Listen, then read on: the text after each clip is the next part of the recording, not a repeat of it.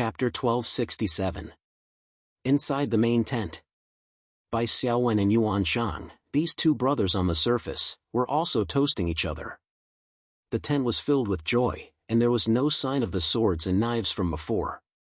Dong Zhao accompanied him and saw Bai Xiaowen talking and laughing all by himself in the heart of the enemy's camp. On the other hand, Yuan Shang was far inferior to Bai Xiaowen, whether it was in terms of knowledge or intelligence. He couldn't help but think to himself that Yuan Shao had such a son. It was really strange. A lord like Gongzi Yuan Shi was truly fascinating. However, whether or not he was really worth following would depend on the capabilities of young Master Yuan Shi and whether or not he could get out of this dangerous place and turn the situation around. If he didn't have a backup plan and was captured by Yuan Shang, causing his advantage to collapse, then all his previous heroic spirit would become a negative label. Maybe some people would still praise him, but more people would laugh at him. Bai Xiaowen also knew this. It was like playing League of Legends. In a situation where one side had a huge advantage, if one played alone on the enemy's high ground, the enemy would definitely go all out to capture you. At this time, if one could escape from the encirclement of 5 people and still gain some strategic benefits, it would be a show of skill. If one was caught and killed, causing the enemy to turn the tables, it would be a show of skill. Bai Xiaowen's ambition was even bigger. Not only did he want to play on the enemy's high ground, but he also wanted to kill all 5 of them. This was a show of skill. Of course, Bai Xiaowen also had such a reason. Although Yuan Shang claimed to have a 100,000-strong army, in reality, the power he could really use was pitifully small. Guandu's defeated army in Jiangitsu appeared to be in harmony with Yuan Shang. Although Bai Xiaowen was in the tiger's den, he was as steady as Mount Tai. Even if the actual situation was different from what he expected, and Yuan Shang really completely subdued Jiangitsu, what was Bai Xiaowen afraid of? It was just another show of conquering Liaodong alone. As a summoner, Bai Xiaowen had the ability to do so. Of course, this was a bad plan, as it meant that he would have to kill a bunch of generals. From the perspective of benefits, it was far better to take the other party in for their own use. That way, they could preserve the strength of the Yuan family's camp to the greatest extent. While he was casually chatting with Yuan Shang, Bai Xiaowen had already instructed Li Shi on how to persuade Zhang He through the team channel. There was no need for Li Shi to give any feedback. After Bai Xiaowen cultivated the inner vision technique, his psychic scanning ability had been greatly enhanced.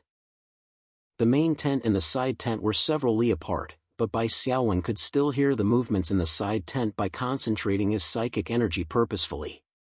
As a suzerain general, once Zhang He was willing to submit, the other Guandu generals would naturally submit as well. This was not instigation because the Guandu generals were not convinced by Yuan Shang. It was just that Yuan Shang faked his will and forced them to follow him temporarily. As for Zhang He, Bai Xiaowen had put in a lot of effort. Sending Li Shi to kill secret envoy Guotu was just one step. Getting Zhu Shou to intercede and form a relationship with him was another step. With such kindness in Bai Xiaowen's current status, obtaining Zhang He's approval was just a matter of time. Zhang He was also worthy of Bai Xiaowen's efforts. After Yan Liang and Wen Chou died, Zhang He was the only suzerain general in the Yuan family's camp. Of course, the 4 prefectures of Hebei were vast, and Bai Xiaowen did not know if there were any hidden Ultraman. From the perspective of how widespread he was, the possibility was not high.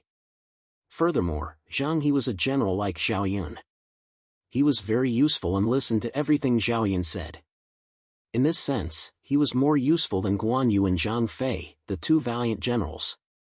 Zhang He was only slightly weaker than Zhao Yun, but he was enough to be the face of the Yuan family's camp. Yuan Shang could not hold it in anymore and said, "Second brother is now the commander-in-chief." How impressive. Bai Xiaowen smiled faintly. I heard that the higher a person's status is, the more humble they are. This is because they know how important their responsibilities are. Third brother, don't just look at the prestige of the commander-in-chief and forget that this position also has the responsibility of protecting the 4 prefectures of Hebei and fighting against Cao Cao. Yuan Shang felt that if he continued to argue with his second brother, he might be convinced. He made up his mind. Second brother, if you feel that the commander-in-chief has a great responsibility and a difficult task, then I can help you remove this burden. Dong Zhao's wine bottle stopped in midair. The atmosphere in the main tent, which was originally joyous, suddenly turned solemn. Yuan Shang and Feng Ji nervously looked at Bai Xiaowen's reaction. They were waiting for him to say no, and then the 500 personal guards and 4 battle generals lying in ambush outside the tent would rush in and take him down. Bai Xiaowen laughed loudly. Third brother, you really know how to joke. The commander-in-chief was bestowed by the emperor himself. He built an altar and appointed a general. It is not a joke. It is not something that can be removed just like that. Yuan Shang suddenly stood up and said sternly, Second brother, you are wrong. The 4 prefectures of Hebei are the family business left behind by father. It is not up to the emperor to decide who to pass it to. It must be up to father's will. Where are Lu Kuang, Lu Xian, Zhang San, and Mai Yan? Present. The 4 generals led the 500 soldiers into the commander's tent. The originally spacious main tent of the central army suddenly became crowded. Yuan Shang pointed at Bai Xiaowen, who was still sitting at the table. Take Yuan Shi down. Slow down. As Bai Xiaowen spat out these 2 words clearly, Lu Kuang and the other generals felt a shock from the bottom of their hearts. They actually found it difficult to take a step forward. In their field of vision, Bai Xiaowen's figure became incomparably tall, like a mountain, making them feel powerless. If the 4 generals were like this, then there was no need to mention the 500 soldiers. They were like clay statues, frozen in place. Bai Xiaowen slowly stood up and looked at Lu Kuang, Lu Xiang, and the others. Putting aside my brother's ignorance and stubbornness for now, have the 4 of you really thought this through? The mental force field of deterrence was ineffective against leader-level generals, so the deterrence on Lu Kuang and the other generals quickly ended. But that was that. When the 4 generals heard Bai Xiaowen's words and saw his calm and confident expression, they looked at each other. No one was willing to be the first to step forward. Take him down. Yuan Shang shouted angrily. Whoever takes Yuan Shi down will be rewarded with 1,000 pieces of gold and the title of Marquis of 10,000 households. Originally, it was said that generous rewards would attract brave men, but Yuan Shang's generous reward did not produce any effect. The 4 generals still looked at each other. No one dared to really take Bai Xiaowen down. At this moment, a flurry of footsteps sounded outside the tent. The 2 soldiers guarding the commander's tent were scared witless and rushed into the tent. Third young master, bad news. Call me Grand Marshal. Yuan Shang said angrily. What happened outside? Why is it so noisy? The soldier quickly nodded. Yes, young master. Zhang He, Gao Lan, and the other 43 generals are all leading their own soldiers and waiting outside the tent. They say they want to meet Grand Marshal. I have evolution. Chapter 1268. Meet the Commander-in-Chief? Which Commander-in-Chief? Before Yuan Shang could figure it out, Feng Ji had already stood up and said softly, My lord, Zhang He and the rest are not friendly, ordered General Jiang Yitsu to lead the troops and force Zhang He back. Shouts could be heard from outside the tent. Is the second young master here? We heard that the second young master has inherited the position of Commander-in-Chief, we are here to meet him. Yuan Shang came to his senses and asked, Where is General Jiang? As General Liang, Jiang Yitsu was also sitting in the main tent. He already despised Yuan Shang.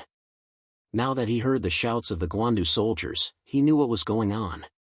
When he heard Yuan Shang calling out his name, Jiang Yitsu could only pretend that he did not hear it. On the other side, Bai Xiaowen smiled and stood up. He said loudly, Generals outside the tent, please be patient. With the support of mental power, his voice was clearly transmitted to the ears of the Guandu generals outside the tent. The shouts stopped and Zhang Yi's voice could be heard, This is not a good place, Commander-in-Chief, please return to Yedu. Gao Lan shouted, Whoever dares to harm the commander-in-chief will have to go through me first. Zhang He and Gao Lan were both fierce generals of the Hebei Four Pillars. Who were the other two? Yan Liang and Wen Chou. After the deaths of Yan Liang and Wen Chou, Zhang He and Gao Lan could be considered the strongest and most prestigious generals in the Yuan camp. As for Han Meng and Jiang Yixiu, although they were also generals, they were still slightly weaker than the two generals. Note that this was about prestige in the army, not actual military power. Yuan Shao did not have the ability to use people, so Jiang Yixiu, as a general, had a higher position than Zhang He and Gao Lan. When the two generals spoke, Yuan Shang and Feng Ji's faces changed. The four generals he had roped in, Lu, Zhang San, and Ma Yan, all had ashen faces as they complained in their hearts. Bai Xiaowen looked at the four generals in the tent. Why are you still not retreating? Do you really want your heads to roll and your flesh to be ground before you repent? The four generals did not hesitate and kowtowed. We do not want to be enemies with the commander-in-chief, we were just deceived by Yuan Shang. They restrained their soldiers and left the tent. Bai Xiaowen also released his spiritual energy. The four generals were still kneeling on the ground, not daring to move. Bai Xiaowen said to the people outside the tent, Li Shu, please invite the generals into the tent for a chat. The Guandu generals outside ordered their personal guards to wait on the spot. The 43 generals, led by Zhang He, Gao Lan, and Han Meng, entered the palace one after another. When Yuan Shang saw the scene, he felt guilty. Feng Ji hurriedly scolded, Generals, the old lord's bones have not yet turned cold, are you going to throw his last words to the back of your minds? These words caused all the generals to pause. Bai Xiaowen said calmly, Yuan Shang, let me ask you something. Did your father really leave behind a will? It was as if Yuan Shang had grabbed onto a life-saving straw. Of course. He then took out a silk scroll from his bosom and showed it to the generals. This is written by my father himself. You must recognize it. Bai Xiaowen sighed. You said that this was written by father himself. When and where did he write it? Yuan Shang said, this was what my father wrote before he died. This was normal. If Yuan Shao was not dying, why would he write a will to pass down his position? Bai Xiaowen continued to ask, how did he die? Who is the killer? Yuan Shang was anxious and forced himself to say, father was killed. The killer is obviously Cao Cao's subordinates. You ask me, but who should I ask? That's weird. Bai Xiaowen shook his head. Father was defeated and returned from Hebei. If you followed him, you should know who the killer is. If you were separated from him, how did this will end up in your hands? All the generals looked at Yuan Shang with suspicious gazes. Yuan Shang could not say that he was brought back by Yuan Shao's personal guard. Yuan Shao was killed, and the personal guard escaped. This did not make sense. If Yuan Shang really said that, Bai Xiaowen could ask the personal guard to come out and confront him. With the bewildering curse, would he be afraid of him resisting? Furthermore, Bai Xiaowen had a backup plan. He knew that Yuan Shao did not die from his injuries. Instead, the enemy chopped off his head and took it back to ask for rewards. If Yuan Shang dared to say that he had a will, Bai Xiaowen would ask the personal guard to open the coffin. When the generals saw a headless corpse, they would know that Yuan Shao was killed by the enemy. Why would he have the time to write a will? Simply put, as long as they could prove that Yuan Shao died, there would not be a will. Yuan Shang did not dare to say the truth. The truth was that Yuan Shao was beheaded by Cao Xiong right in front of him. He was captured by Cao Xiong and found a gap to escape when he was crossing the river. If he said the truth, it would be too fake to say that he had a will. Could it be that Yuan Shao knew how to write when he was ambushed?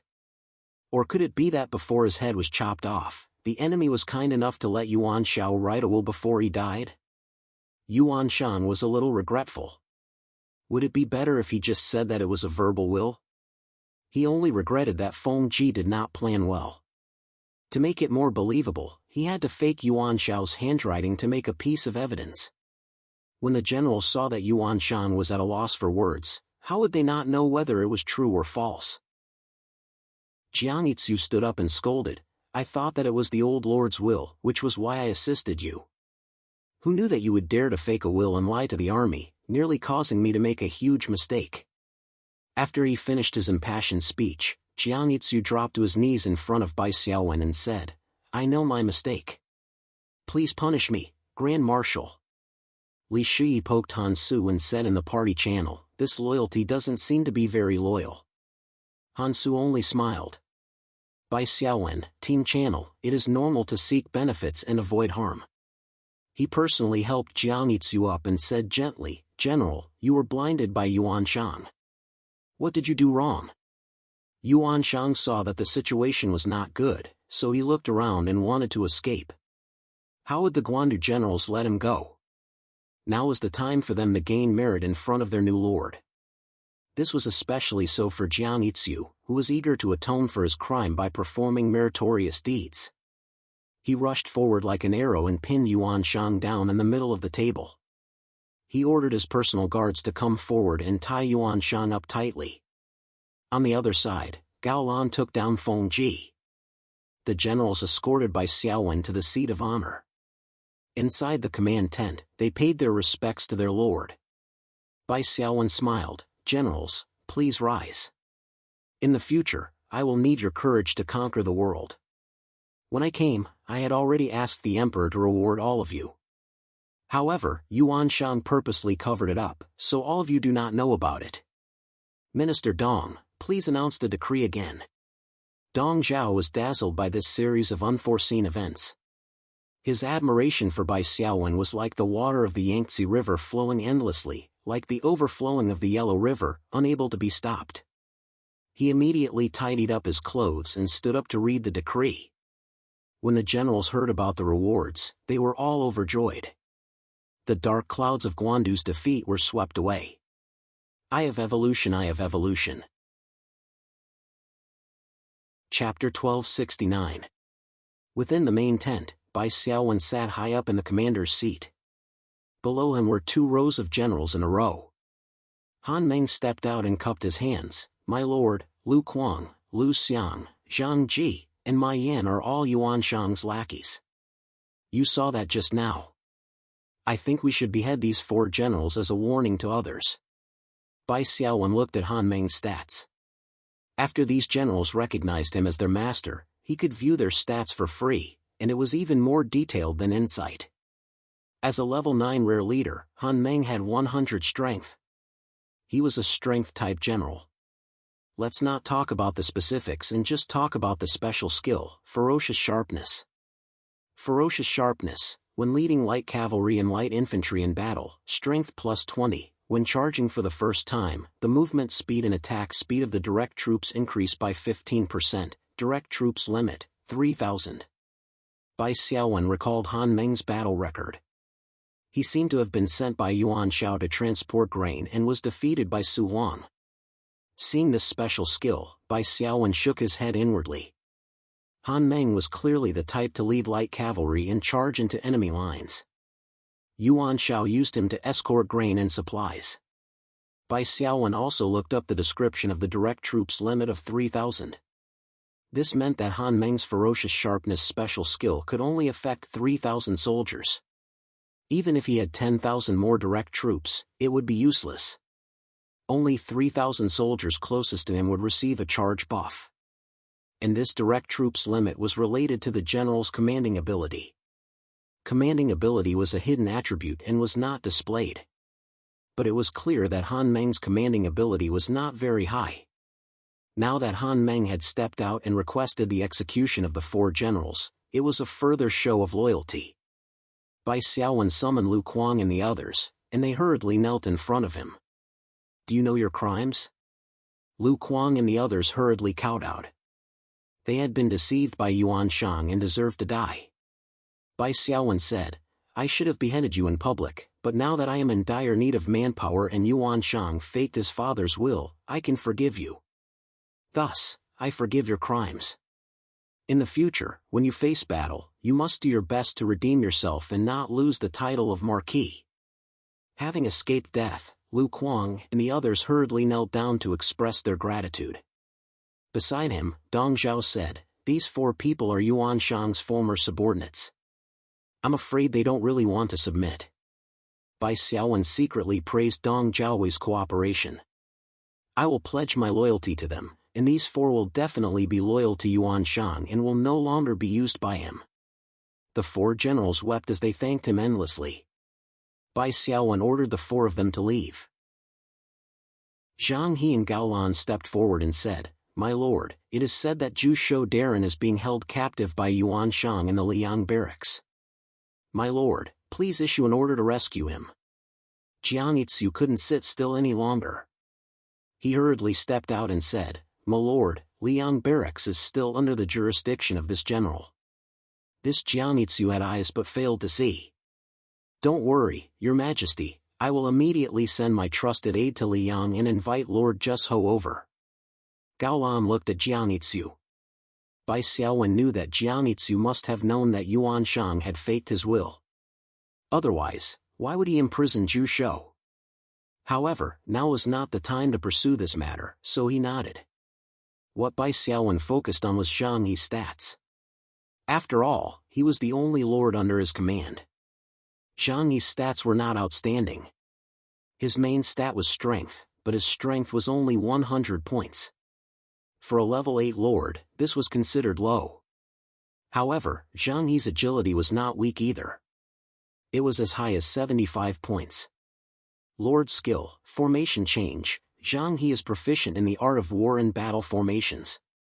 He can combine the terrain and soldier types to form the most suitable army formation. According to the different formations, the troops under him will receive a corresponding bonus. Special skill, dense cloud spear technique. Incomplete Zhang He learned a spear technique from a secret manual. It focuses on defense. The dense cloud spear technique has a total of 36 moves. Zhang He only has 30 moves.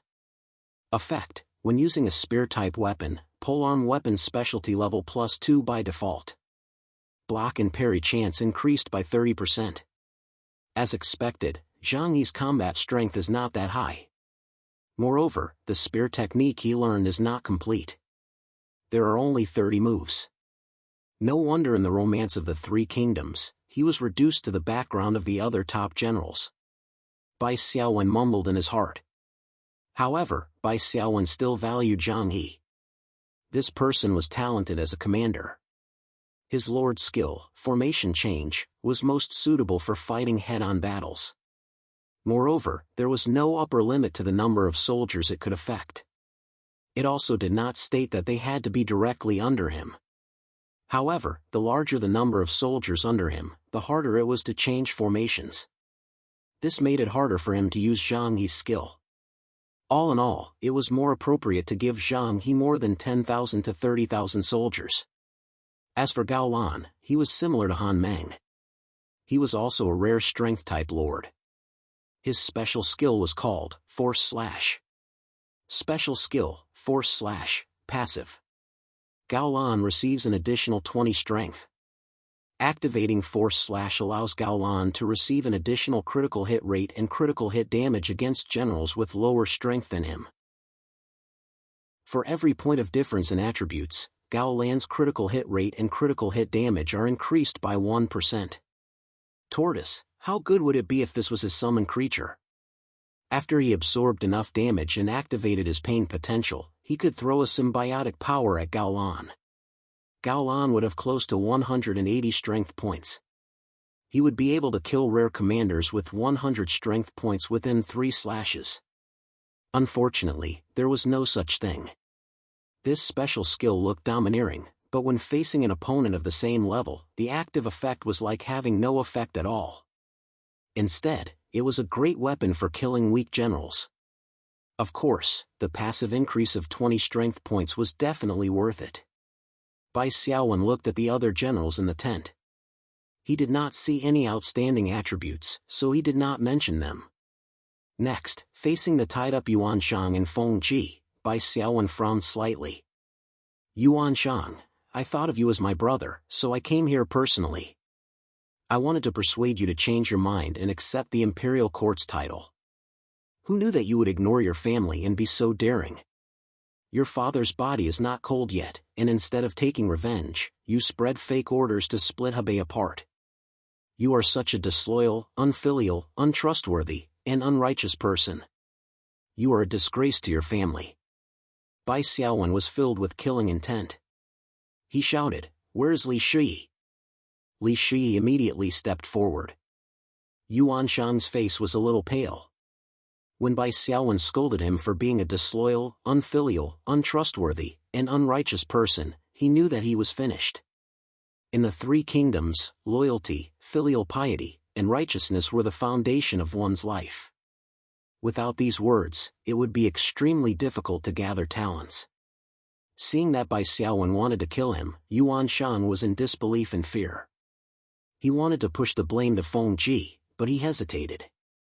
Bai Xiaowen felt helpless when he saw that Yuan Shang did not push the blame to Feng Ji. The reason he did this was to scare Yuan Shang and use Feng Ji as a scapegoat. This would further damage Yuan Shang's reputation. However, since Yuan Shang was unwilling, Bai Xiaowen had no choice.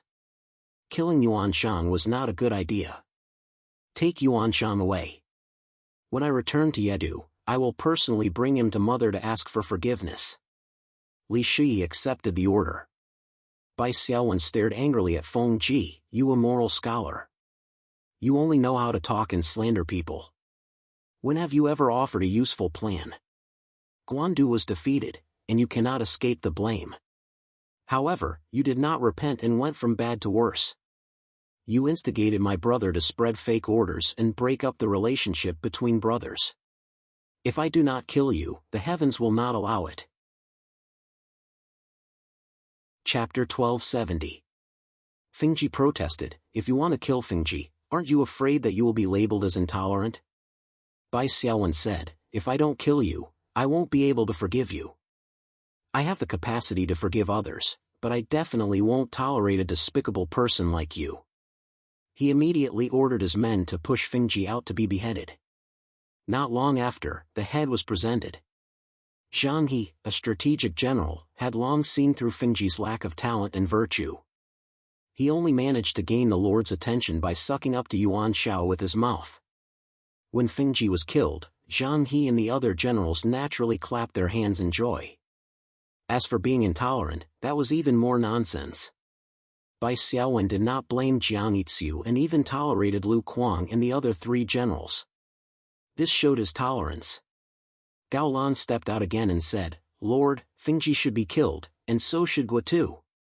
That day when Guandu's army was defeated, General Zhang He and I were almost deceived by Guotu's day. We didn't dare to return to the camp, so we asked my lord to give the order to capture Guotu and punish him according to military law. "Ha! Fengyi, you have something to say?" While Gao Lan was speaking, Zhang He discreetly tugged at the back of Gao Lan's cape. Seeing that Gao Lan was so uncooperative, Zhang He felt a little helpless, but he could only step out and report. The Qingzhou army led by Yuan Tan is now heading towards Yedu. As an important strategist by Yuan Tan's side, Guotu's opinion has a lot of weight. If the Lord wants to fight, I'm willing to be the vanguard. If the Lord wants to make peace, no matter how you reward Guotu, I have no objections. Gao Lan came to a realization and followed Zhang He's words, "Yes, the Lord will decide whether to fight or make peace. If we fight, I'm willing to go with General Zhang He." Dong Zhao praised, "The two generals have the big picture in mind, as expected of the pillars of Hebei." Bai Xiaowen smiled. When he asked Li Shi to take out Guotu's forged secret letter and make it public, Bai Xiaowen was already mentally prepared. Guotu, Zhang He and Gao Lan were like fire and water. He could only choose one. Of course, Bai Xiaowen chose to give up on Guotu's day.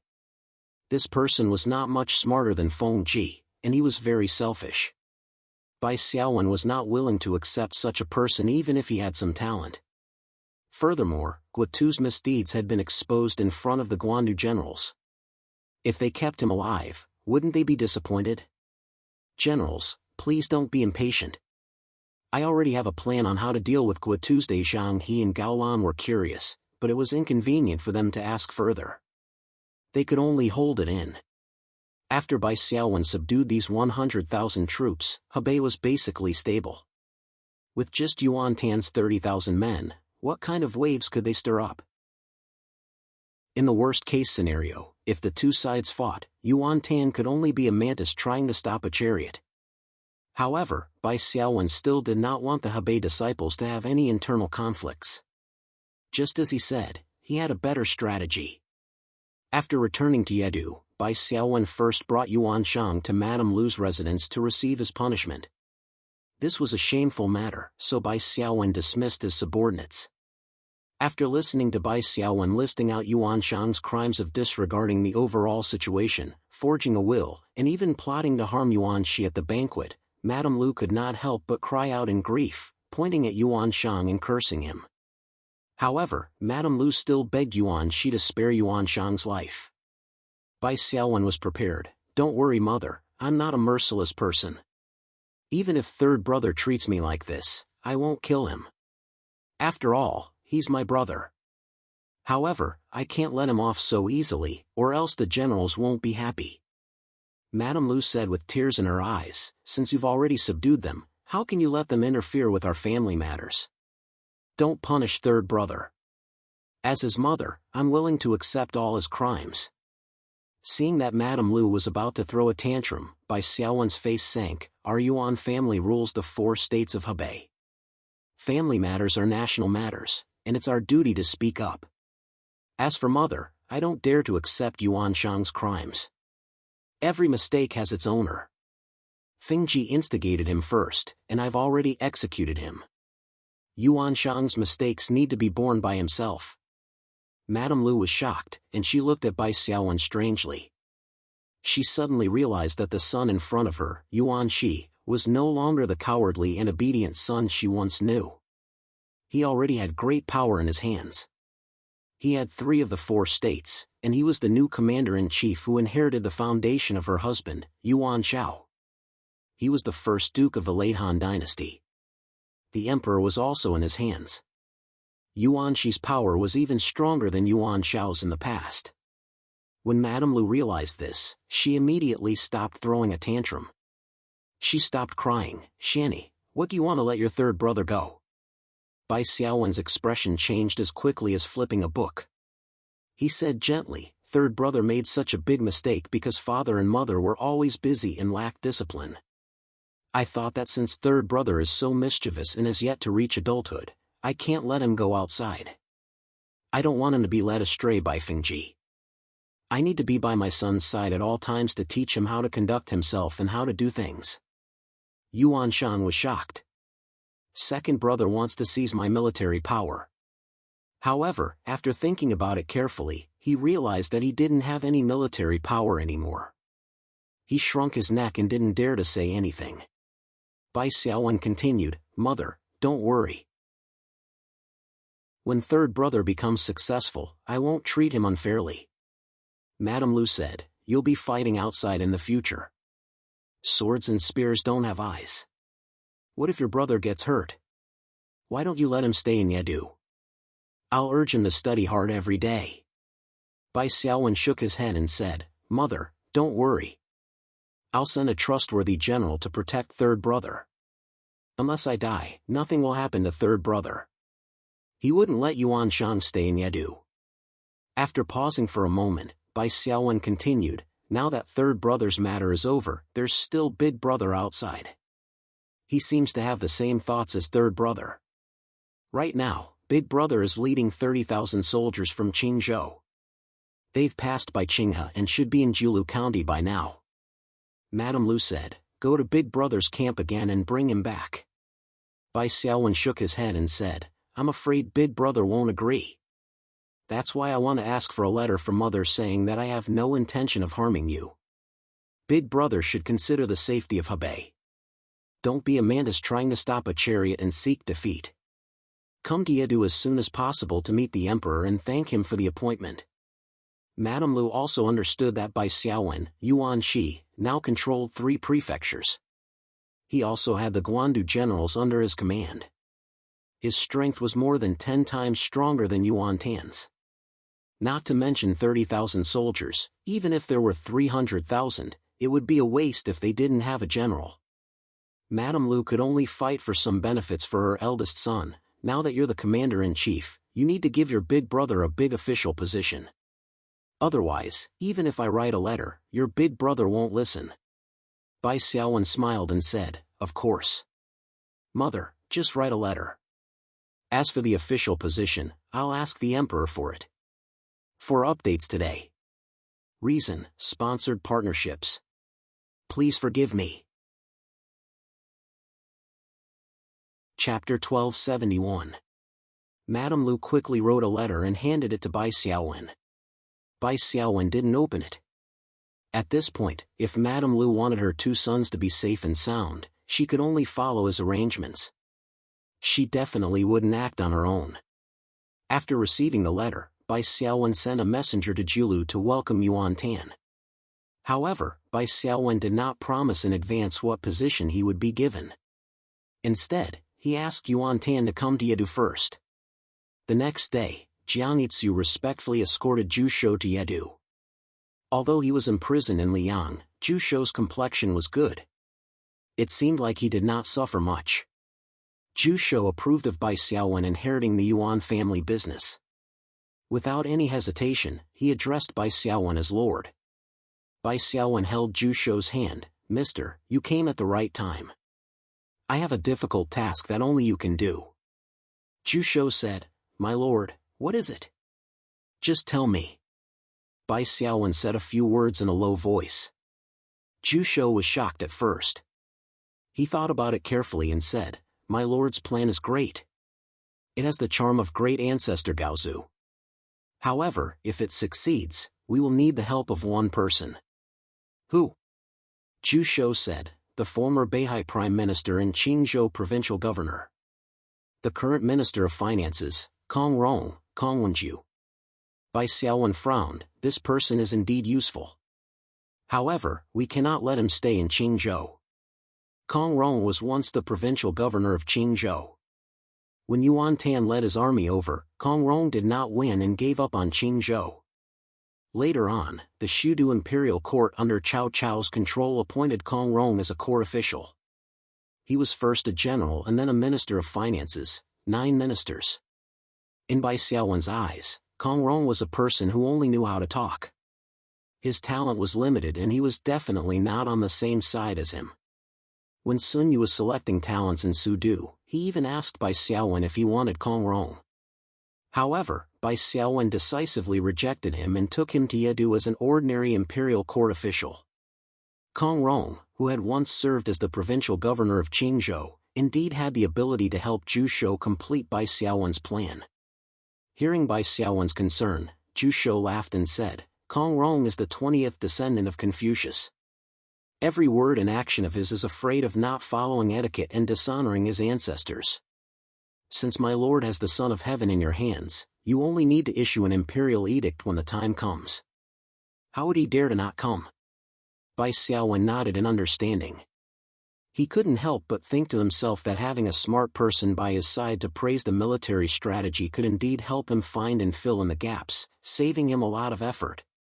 As the saying goes, one person's plan is short, but many people's is better. Moreover, as a native of this plane, a strategist of Zhu Shou's level would definitely fit the cultural background of the 3 kingdoms. This was something that Bai Xiaowen sometimes neglected. Jizhou, Julu Prefecture. Yuan Tan led his troops and camped in Julu City. He accepted Wang Xiu's suggestion and didn't offend Julu to win over the people of Jizhou. Wei Prefecture was right in front of him, but Yuan Tan couldn't continue forward. Bad news spread out. Yuan Shang's 100,000 troops were actually taken in by his second brother, Yuan Shi, without any effort. Even Yuan Shang was scolded for passing down fake orders and ignoring human relations. He was tied up and brought to Yedu for questioning. Feng Ji, the strategist who had been assisting him, was killed by Yuan Shi. Shin Pei was imprisoned in Yi capital without any news. Now that Yuan Shi had 3 prefectures of land, the Guandu generals, and the Liang camp all submitted to him. He also had the Son of Heaven in his hands, so how could he fight against him? When Yuan Tan heard the news, he was so worried that his hair nearly turned white. He could only raise the tent to listen to everyone's opinions. Many of the civil servants and generals in the tent tried to persuade him to make peace. The so-called persuasion was actually a tactful way of persuading him to surrender. After all, Yuan Tan and Yuan Shi were brothers, and Yuan Tan was the eldest son. The word surrender was not suitable. Yuan Tan was hesitant. Guotu hurriedly said, "Lord, you are the eldest son of the Minister of War, so you should inherit your father's shadow. Since ancient times, when did you get rid of the elder and replace the younger? If you surrender to Yuan Shi, you will be mocked by the world." Yuan Shi looked at the few people in the tent worriedly. The civil servants were Guotu, Wang Xiu, and Xian Pai. The generals were only Cun Bai, Pangan, and Yan Jing. Yuan Tan couldn't help but sigh. The difference in strength between me and Yuan Shi is huge. Even if I don't surrender, what can I do? Guotu said, "Lord, you can quickly return to Qingzhou and defend." Although Yuan Shi has 3 prefectures of land, he still has to deal with Cao Cao and won't have time to attack you. Even if you can't be the Minister of War, you can be a lord and watch the world change. If you surrender, you won't even be able to become a rich man. Guotu was so scared that he peed his pants. Feng Ji's head, dripping with blood, was placed there.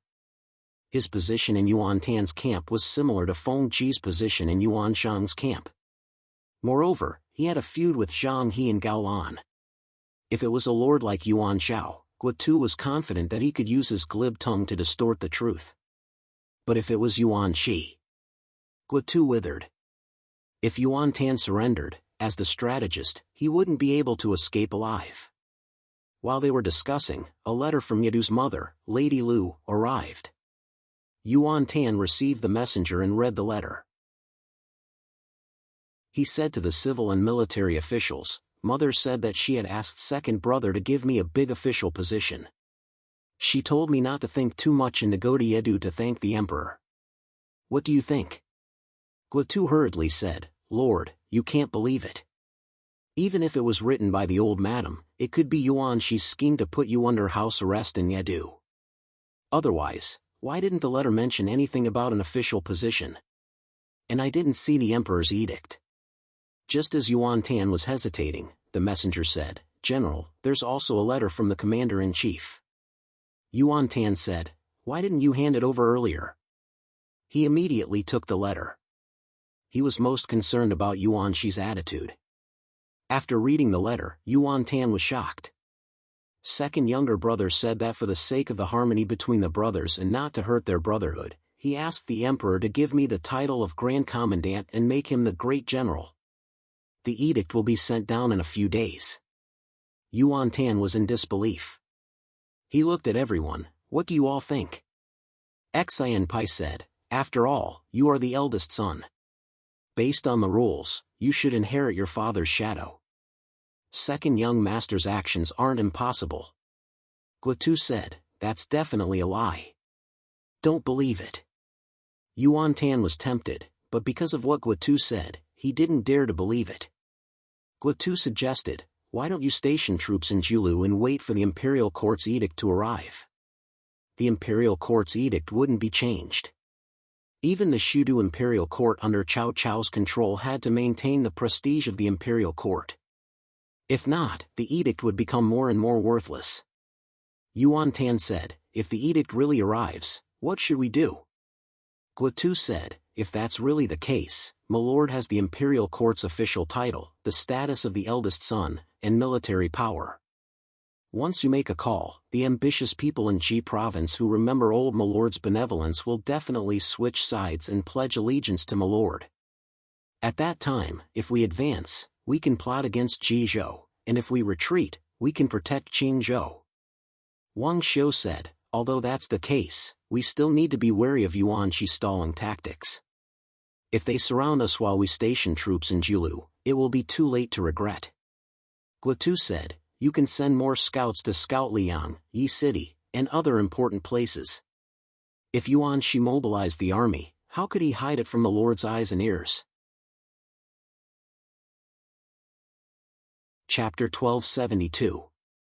It should be added here that while Yuan Tan's civil and military officials were discussing, Yedu's messenger had already retreated. They didn't discuss countermeasures in front of the messenger. In the end, Yuan Tan accepted Guotu's suggestion. After entertaining the messenger, he wrote a letter and sent him back. The content of the letter was naturally to find an excuse not to go to Yedu for the time being and to wait for the Grand Marshal's imperial edict. Just as Bai Xiaowen was busy stabilizing Hebei, Hunan was also in chaos. Cao Cao had a headache. After returning to Shudu, he looked at the empty palace and ancestral temple. He wanted to cry but had no tears. Where's my son of heaven? Where are the civil and military officials? Such a large group of people, they were just there and now they are all gone. The Prime Minister's manor was robbed. The loss of treasures was secondary and the talents were all gone. Without the Son of Heaven, Cao Cao went from being the Prime Minister of the Han Dynasty to a normal warlord. His situation was even worse than a normal warlord. After all, the Son of Heaven had sent out a decree to punish Cao Cao. Although the various lords might not attack Cao Cao, no one dared to ally with him. Luckily, the Cao family and Xiao family troops were still in his hands. Although the people of Hunan were unstable, there were no signs of them collapsing. What gave Cao Cao a headache were his 4 sons. Cao Pai, Cao Ji, Cao Zhang, and Cao Chong were all poisoned. He summoned the military doctors to treat them and they all shook their heads helplessly. In the end, they invited a famous doctor from Chiao County called Fan A to use acupuncture and medicine to temporarily keep the 4 people alive. Cao Cao looked at his 4 unconscious sons and asked, even if they are alive, what is the difference between them and being dead? Can Mr. cure them? Fan A shook his head. The poison in their bodies is very strange and I have never seen it before. If my master Hua Tuo was here, he might be able to remove the remaining poison. Cao Cao asked, where's your master?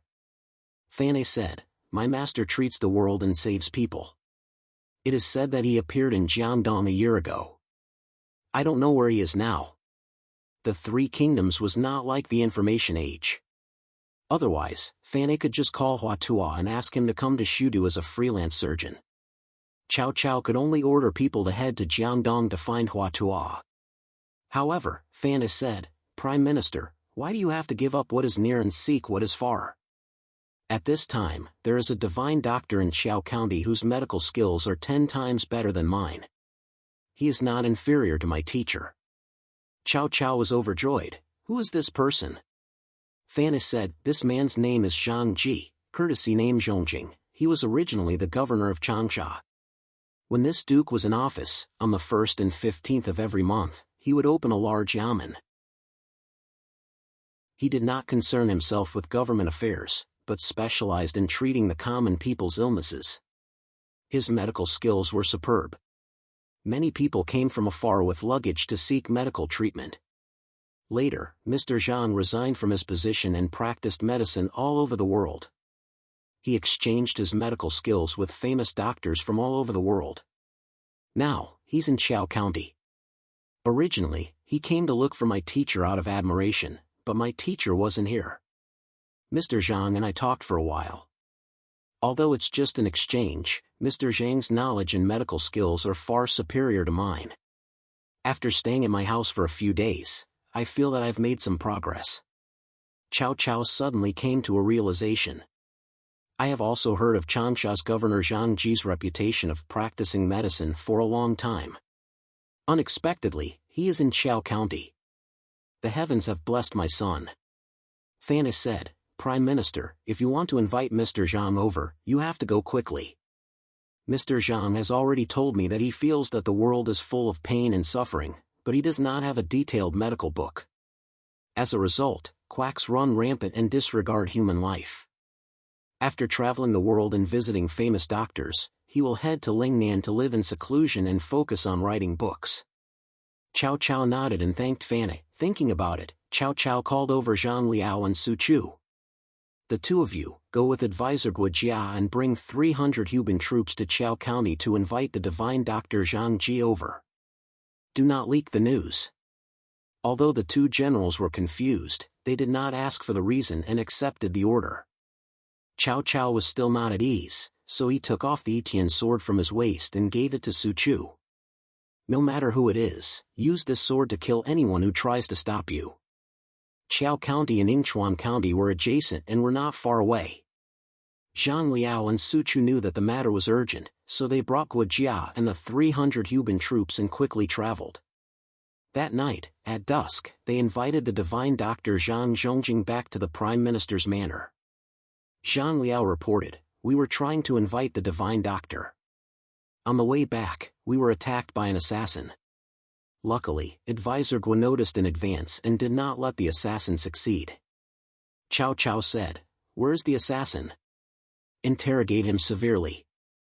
Zhang Liao and Su Chu lowered their heads and knelt on the ground. "Lord, we are useless and let the assassin escape."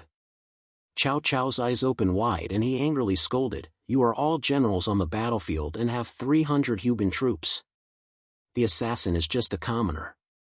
How can you let him escape?"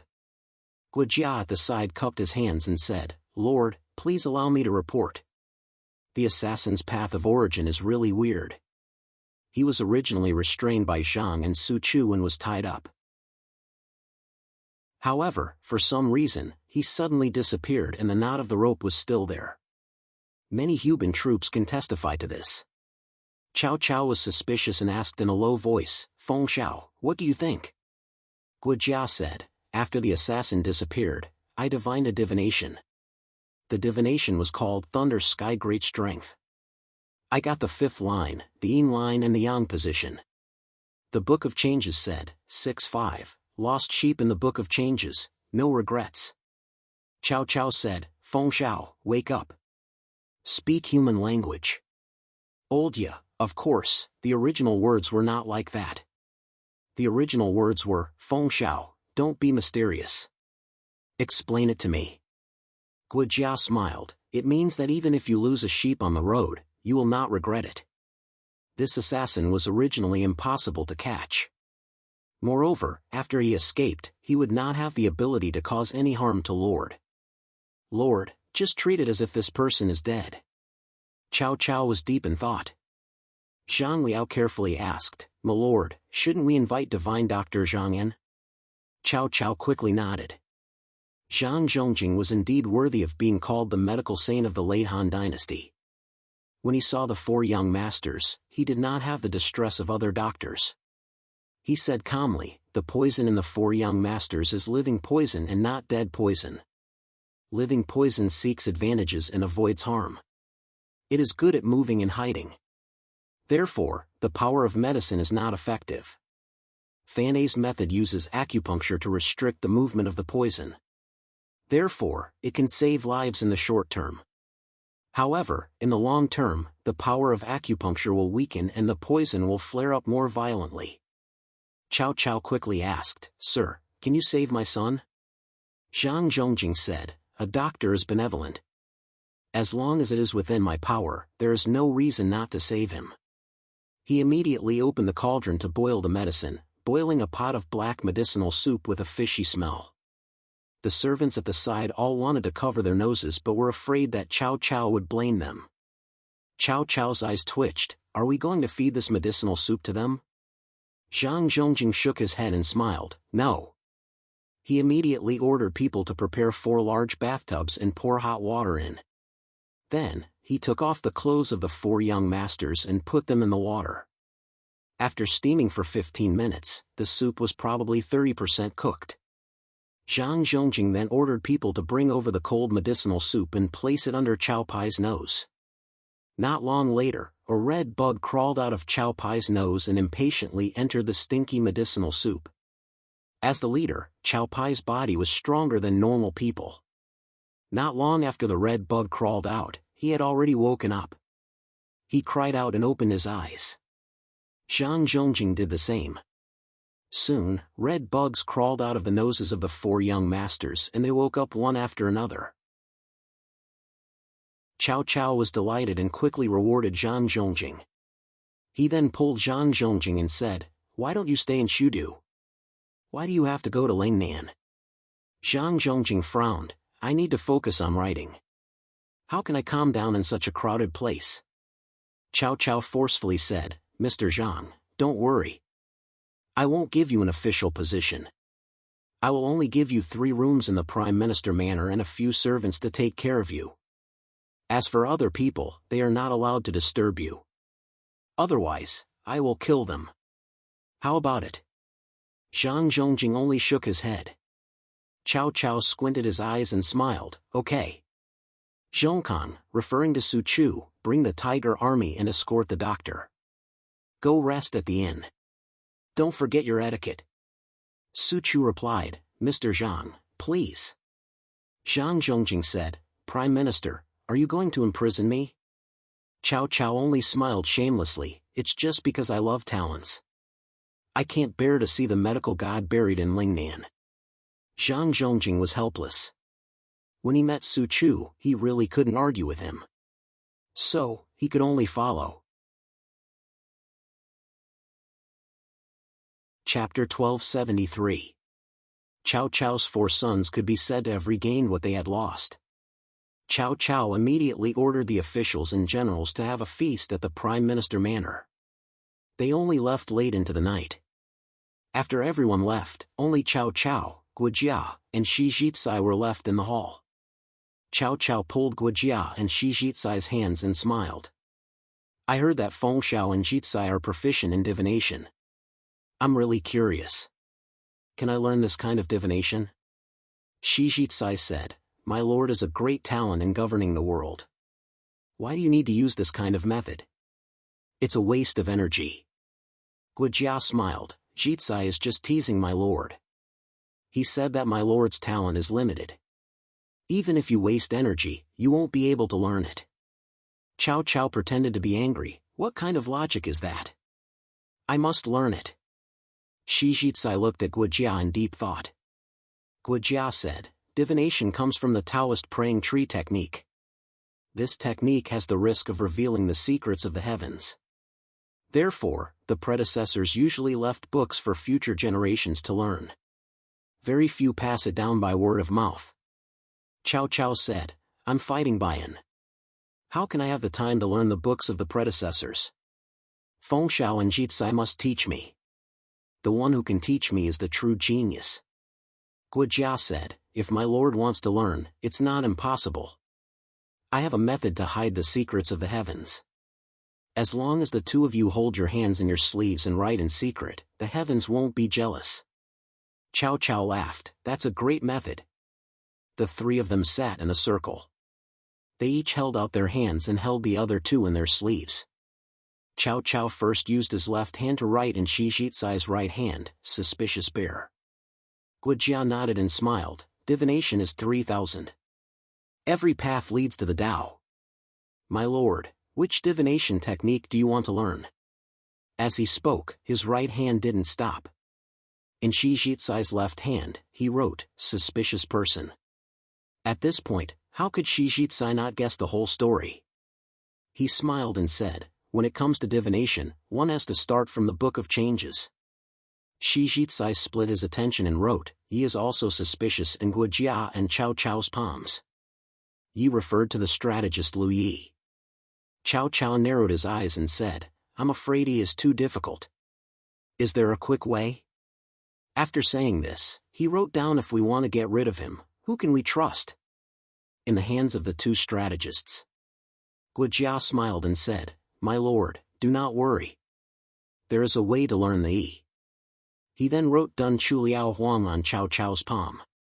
At the same time, Shi Jitsai also wrote down Su Du is not trustworthy. Cao Cao then asked, do you have any good ideas? This time, there was no need for him to write. His words had a double meaning and the 2 strategists understood it clearly. Guojia took out his right hand from Shi Jitsai's sleeve and ordered the guard beside him to grab a pair of chopsticks. He smiled and said, the only divination method recorded in the Book of Changes is called the Great Development Method. The so-called Dayan number is 50, but 49 of them are useful. It's inconvenient to say the rest. They're all in my lord's sleeve. As Guojia explained, he waved his right hand and took out 50 chopsticks. He then took one and put it in front of Cao Cao to show him the rest of the steps of the Great Development Method. As for Guojia's left hand, his fingers were moving quickly, writing down lines of words in Cao Cao's right palm. Cao Cao looked like he was concentrating on Guojia's demonstration, but in fact, he was trying his best to receive the information Guojia was transmitting through his palm. Prime Minister's residence. Crash.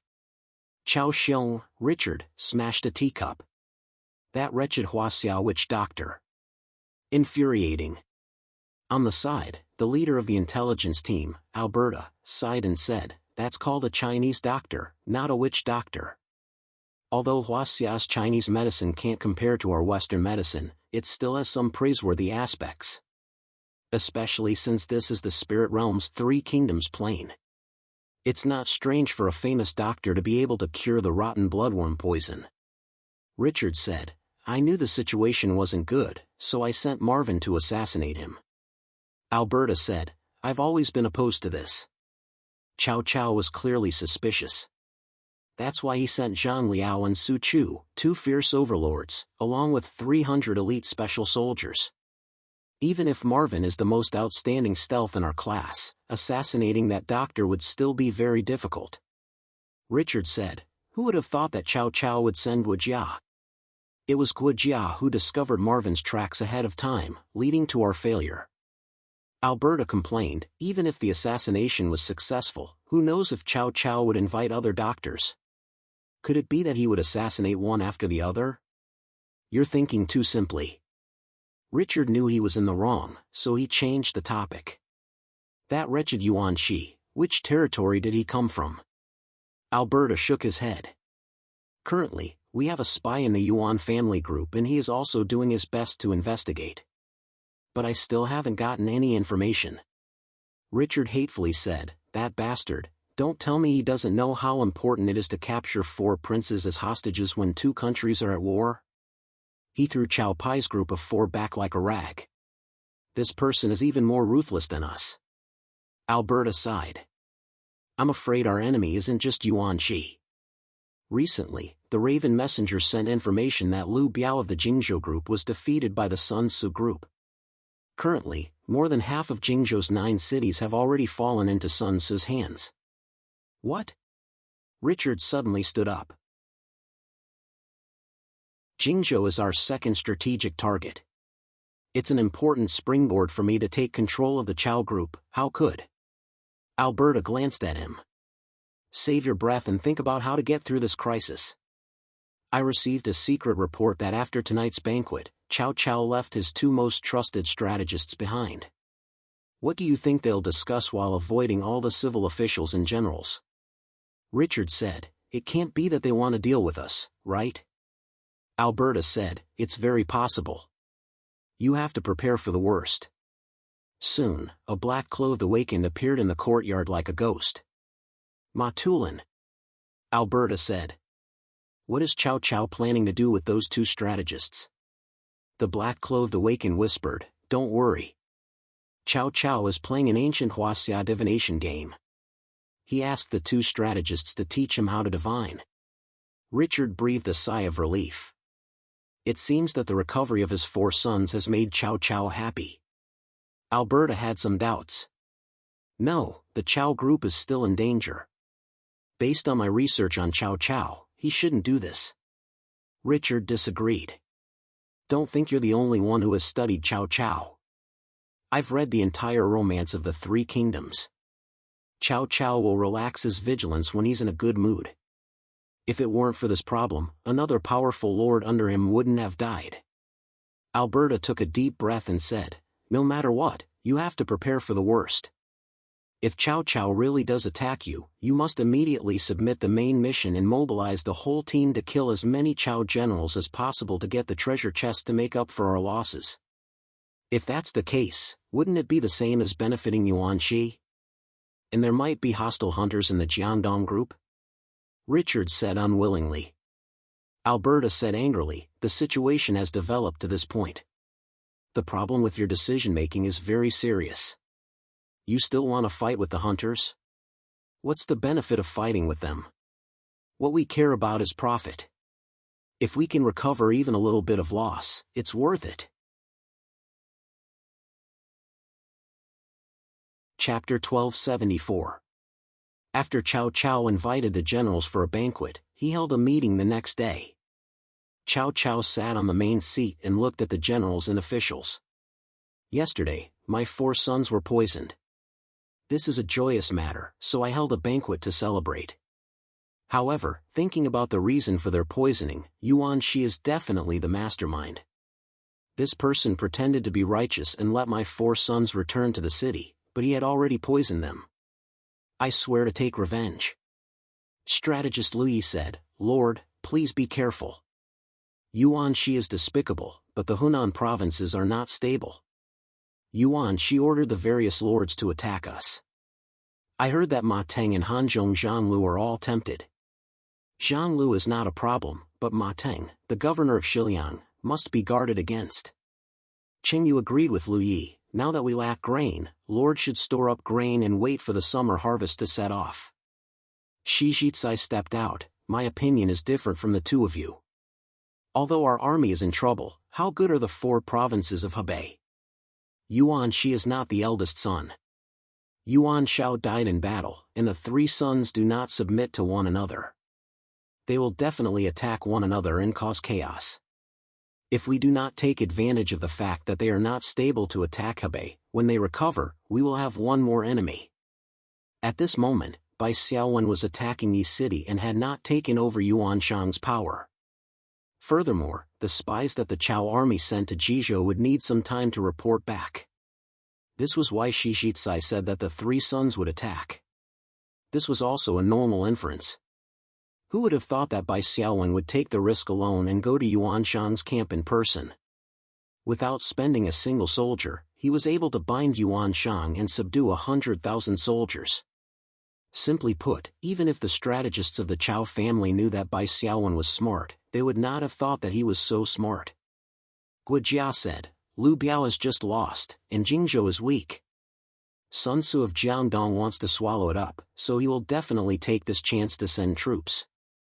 As such, there is no need to worry about the threats from Jingzhou and Jiangdong. As for the lack of grain, Ma Teng and Zhang Lu, I have a plan. Cao Cao was overjoyed. I'm just testing the waters. Guojia said, we can lend the 3 auxiliary lands of Yongzhou to Ma Teng and Zhang Lu in exchange for food and soldiers. Both Ma Teng and Zhang Lu want the Sanfu. They will inevitably attack each other, and won't invade our border again. This is the 2 tigers competing for food stratagem. When both sides are fighting for land, our army will stabilize the Yuan clan in the north and unify the north. We will be able to regain control of the Son of Heaven and regain the initiative. The so-called 3 assistants referred to Jingzhou, where Chang'an was located, as well as Fengyi to the north and Fufeng to the west. The 3rd auxiliary land, also known as Guanzhong, was a strategic location that was easy to defend and hard to attack. During the Qin and Han dynasties, it had always been of great political significance. This plan of Guojia's was rather imaginative. The officials and generals silently pondered the feasibility of this plan. Qing Yu said, without the 3rd assistant, Xizhou will be exposed to the Yongliang army's attack at any moment. How can it be defended? Moreover, how are we going to reclaim the Sanfu in the future? Guojia smiled, we just need to defend Tong Pass and we can choke off the enemy's throat, cutting off their path to Xizhou. Then, we can sit back and watch Ma Teng and Zhang Lu win or lose. Once Hebei is stabilized, we can send troops west. Once we get out of Tong Pass, how hard will it be to take back the Sanfu? Cao Cao clapped his hands and smiled. Feng Zhao's plan is like a brave warrior cutting his wrist, a gecko seeking survival. Our army is currently lacking in grain and has lost the Son of Heaven. We are being attacked from all sides, and we are at our wits' end. If we still want territory, our army will be stretched thin. Giving up the useless Sanfu can allow our army to regain a new lease of life.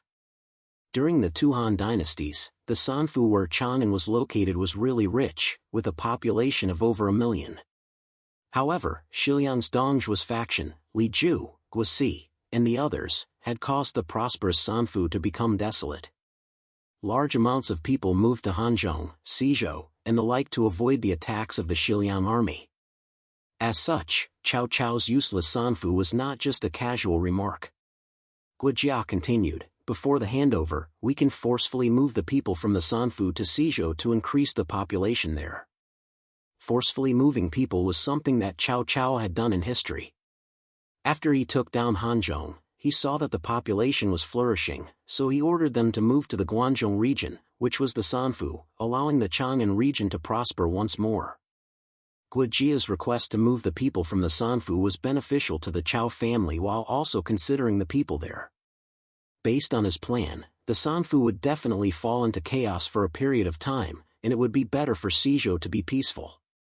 Within the clan, Cao Ren stepped out. Ma Teng is okay, but Zhang Lu is just a defensive person. How would he dare to fight for a city with the Xiliang army? When he sees Ma Teng, he would definitely back off. If we follow military advisor Guo's plan, it would be tantamount to handing over the 3 auxiliary lands to Western Liang, and instead exposing our back to the Western Liang Iron Cavalry. Guojia and Shi Jizai smiled and did not speak. When Cheng Yu saw that Cao Cao had accepted Guojia's plan, he naturally wanted to help Cao Cao perfect it. If not, we can first trade with Zhang Lu for food and then trade with Ma Teng. When Ma Teng arrives, Zhang Lu will have already taken over the pass. Chang'an City's walls are high and thick enough to defend. Zhang Lu also has food and people, so he will not give it up so easily. Cao Ren understood and nodded to show that he had no more objections. Cao Cao looked at Guojia and then at the empty seat on his left and side. Feng Zhao's 2 tigers competing for food strategy can be said to be excellent. It reminded me of Sun Yu's strategy of 2 tigers competing for food when we defeated Lu Bu, Liu Bei, and Yuan Shu.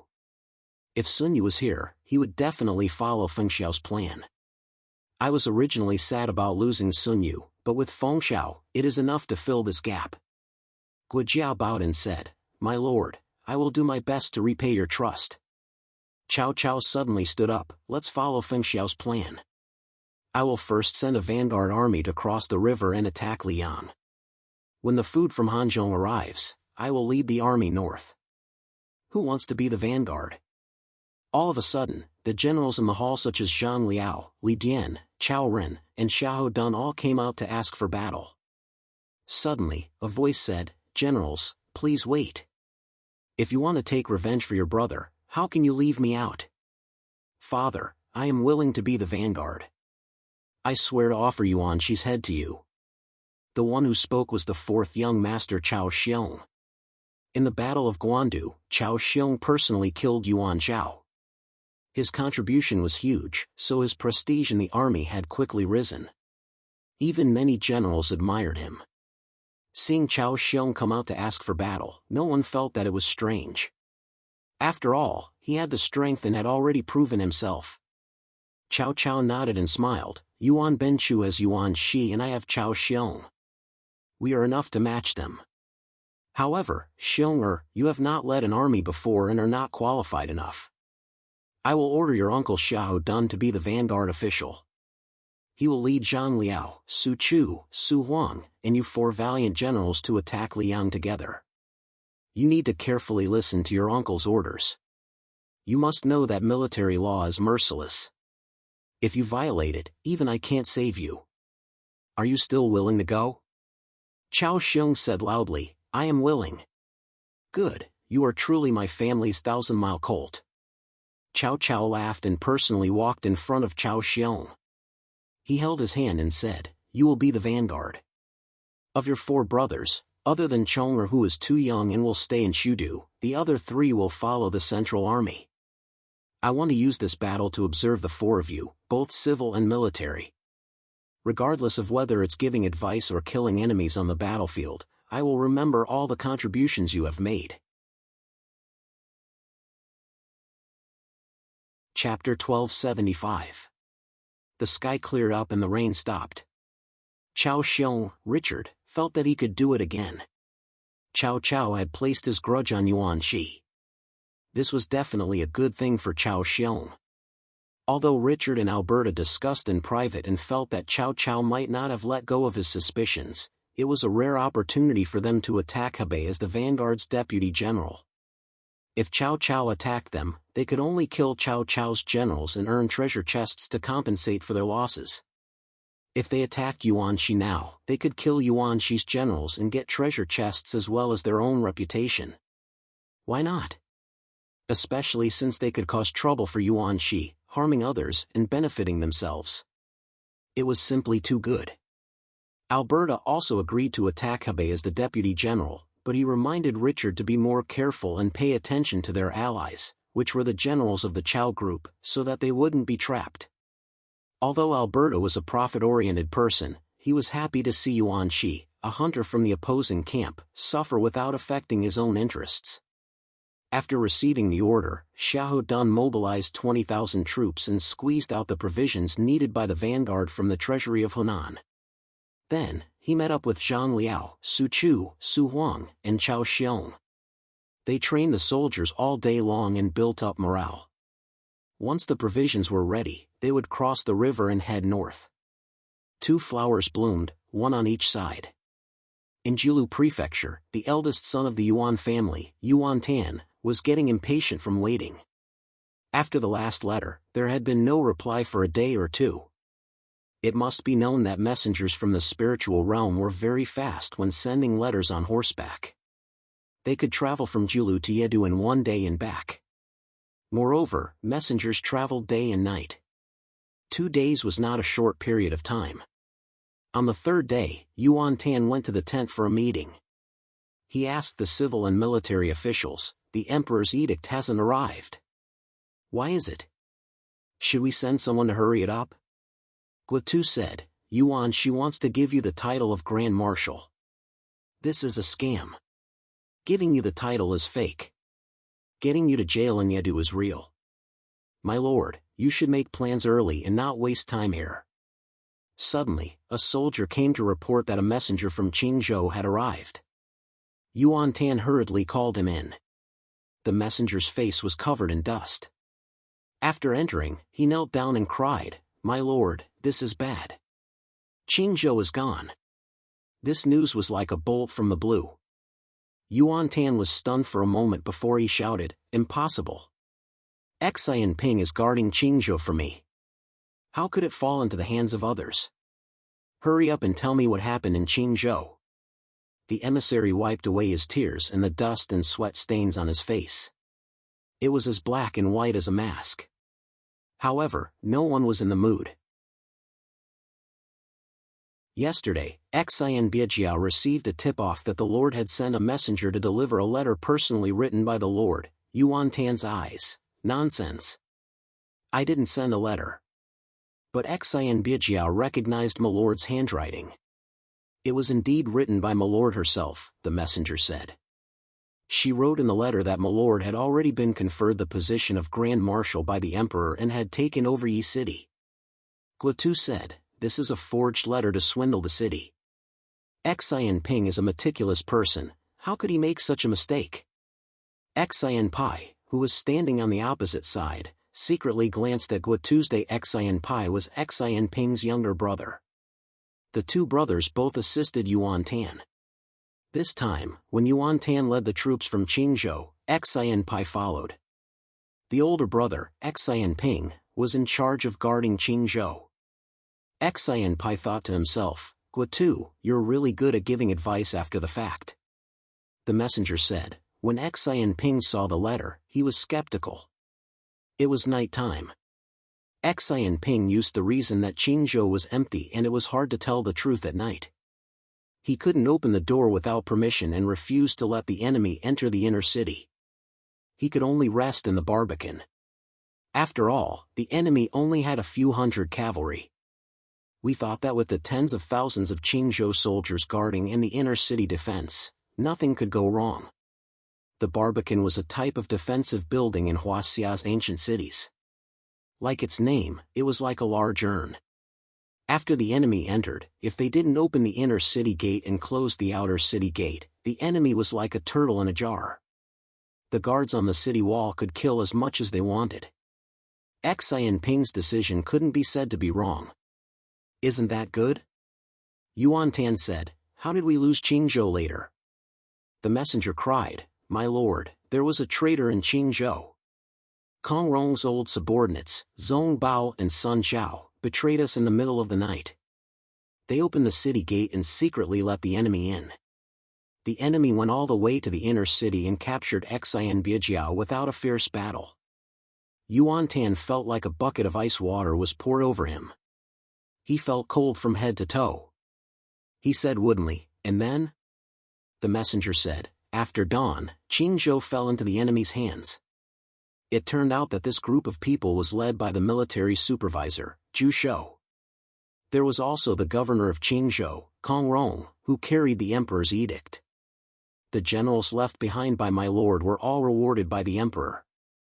Thus, they weren't willing to work together.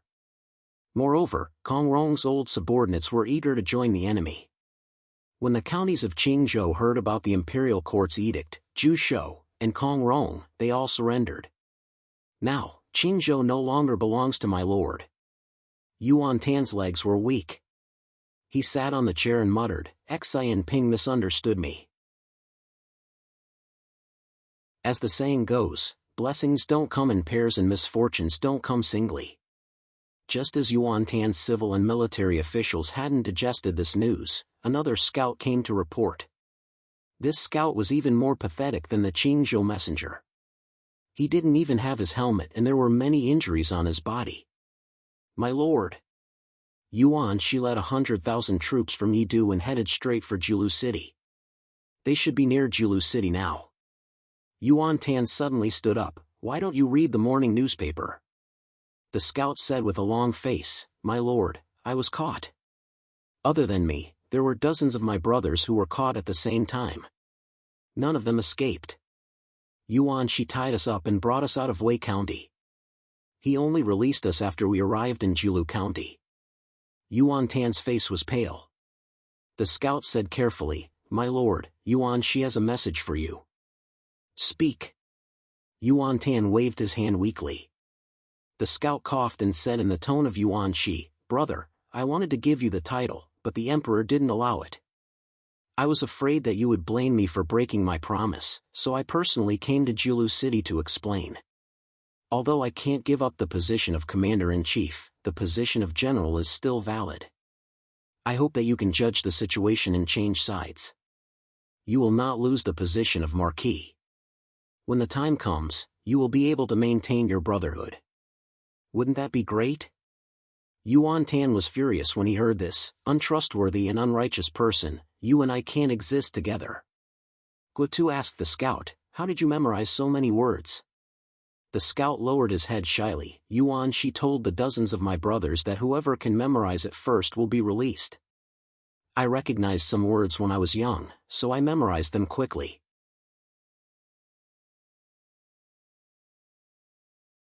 Chapter 1276. Yuan Tan waved his hand to dismiss the scout.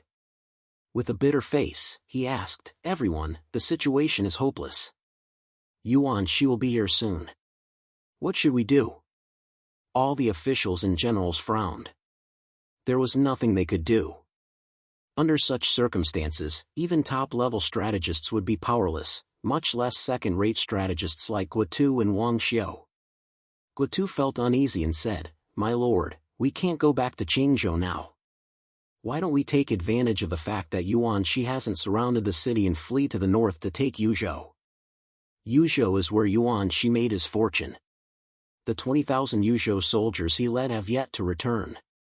Yuzhou is empty and won't be able to stop my lord's army.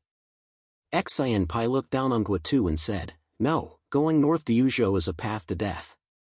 When the army attacks the city, they won't be able to pull it out quickly. By the time our army reaches the city, Yuan Shi's army will have already reached our rear. If we are attacked from two sides, we will definitely lose.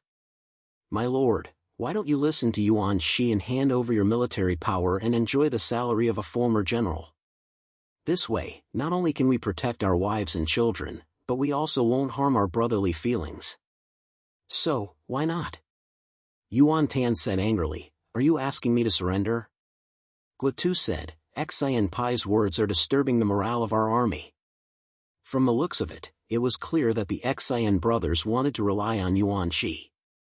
Otherwise, why would Xian Ping lose Qingzhou in one night? This is suspicious. Yuan Tan was so angry that he ordered his men to drag Xian Pai out and behead him. Wang Xiu tried to persuade him, "My lord, don't be angry." Xian Pai said this because he was forced by the situation. He wanted to protect my lord's life. Guotu wanted to fight because of his own selfishness. I heard that when Guotu and Feng Ji were in Guandu, they slandered and persecuted second young master Yuan Shi. That's why Yuan Shang was taken in and Feng Ji was beheaded. When guessing Guotu's intentions, it's unavoidable that the fox grieves for the rabbit. Yuan Tan was still angry. He pointed at Xian Pai and said, "If your brother didn't lose Qingzhou, how could I be in such a situation? You still have the face to persuade me to surrender. If it weren't for His Majesty, I would have beheaded you today." Xian Pai retreated in shame. Yuan Tan asked Wang Xiu, "In your opinion, is it feasible to go north to Yuzhou?" Wang Xiu said, "Zai Xia has heard that Ergongzi Yuan Shi is well versed in the art of war, he has supernatural and unpredictable tactics, he is most adept at long-distance raids over 1,000 li, wherever he goes, the attack will be subdued, the battle will be won, his prestige shakes the north and south of the Yellow River. If my lord leads the army to Yuzhou, I'm afraid that Yuan Shi will catch up with him before he even gets halfway there. With the disparity in strength between us and the enemy, I'm afraid our army will not be able to escape defeat." Yuan Tan was even more upset when he heard this. Guotu saw that the situation was not good and said, "My lord, Hebei is not peaceful now. Cao Cao has lost the Son of Heaven, so how can he let it go? Sooner or later, they would definitely attack Ji Prefecture. Jiulu City is strong, my lord, you can rely on the army to temporarily defend it. When the world changes, you can then make plans." Wang Xiu said, "My lord has a blood feud with Cao Cao, so you should work together with Ergongzi to resist him." "How can you do such a thing?" Guotu's eloquence was not bad. "Even if you want to surrender, you have to choose a good time. Now that Yuan Shi's army is at the city gates, if you hastily surrender, you will certainly not receive any preferential treatment. Wait until Yuan Shi and Cao Cao are in a stalemate, then my lord can pledge allegiance to Cao Cao. Won't you win the world's good name? Moreover, Yuan Shi will certainly give my lord 10 times the current treatment." Wang Xiu wanted to say more, but Yuan Tan was already convinced. He waved his hand, "Advisor Guo is right. Send my orders, all troops will defend the city. Whoever dares to mention surrender will be killed." Bai Xiaowen's 100,000 troops quickly arrived at Jiulu City. Seeing that Yuan Tan had no intention of surrendering, Bai Xiaowen ordered the troops to set up camp and surround Jiulu City. The army got into formation, and Zhang He, Gao Lan, and the other generals requested to fight. However, Yuan Tan's few normal commander-level generals did not dare to fight Zhang He and Gao Lan. They closed the city gates, and no matter how Bai Xiaowen's soldiers called for them to fight, they did not dare to come out. Such a cowardly way of fighting was really able to play to their strengths and avoid their weaknesses. Bai Xiaowen saw that the sky was already dark, and the soldiers were tired, so he ordered them to cook and rest for the night before attacking. Who knew that in the middle of the night, a soldier would come to report that they had captured a spy? Bai Xiaowen asked him to bring him up. That person was not a spy, but rather an emissary sent by someone in the city to deliver a letter. After Bai Xiaowen read it, he told the generals, Yuan Tan's advisor, Xian Pai, is willing to be a spy to open the city gates at 4 o'clock and let the army in. What do all of you think? At this moment, Qiao Rui, Cecilia, and Han Su were still in Qingzhou City. The only teammate beside Bai Xiaowen was Li Shi. After Li Shi was promoted 3 times, he was now a high-ranking general and had the right to discuss matters in the commander's tent. She said, "Is it a letter from Xian Pai? I thought it was a messenger from the Tian family." The others agreed. The Tian family of Jiulu was a big family in Jiulu Prefecture, and the family head was Tian Feng. Hence, the Tian family was the best spy for Yuan Shi's army. Bai Xiaowen smiled, "Guotu has always been wary of you. Since he helped Yuan Tan to defend Julu City, how could he not be wary? Even if the Tian family is not imprisoned, they will be closely monitored, and they will not have the chance to open the gates. Zhang, he said, although Xian Pai wrote a letter to surrender, you still have to be wary of Yuan Tan. Bai Xiaowen smiled. General Zhang is a good general. He knows a lot about strategy, but he doesn't understand people's hearts. I can already guess what Yuan Tan is thinking. He wants to defend the city and wait for Cao Cao to attack Liang. Only when the battle is intense will he decide what to do. Therefore, at this moment, his mind must be conservative. He only wants to make no mistakes, not to achieve any achievements. It is impossible for him to use such a high-risk strategy. Li Shi said in Bai Xiaowen's team channel, Lord, you can't take the risk. Why don't I lead the troops to investigate the situation? Bai Xiaowen nodded, okay, General Li will be the vanguard. After we investigate, follow me to lead the troops into the city. Immediately, Bai Xiaowen ordered the soldiers to get ready. At 4 o'clock, they saw a white flag at the west gate of Julu City, and the city gates opened. The vanguard forces, under the leadership of Li Shi, directly entered Julu City. As expected, there were no ambushes, and they were unobstructed. The army under Bai Xiaowen's command charged straight in. By the time Yuan Tan's soldiers reacted, it was already too late. Furthermore, these soldiers were all Qingzhou soldiers, and their families were all in Qingzhou. After Qingzhou fell, the soldiers lost their fighting spirit. Bai Xiaowen ordered Jiao Che to lead an army to protect the Tian family residents. He also ordered the troops to spare those who surrendered. The Qingzhou army put down their weapons and knelt down to surrender. In the chaos, Yuan Tan was captured by Li Shi. At dawn, Julu City had changed hands, and Bai Xiaowen obtained 20 to 30,000 Qingzhou soldiers who surrendered.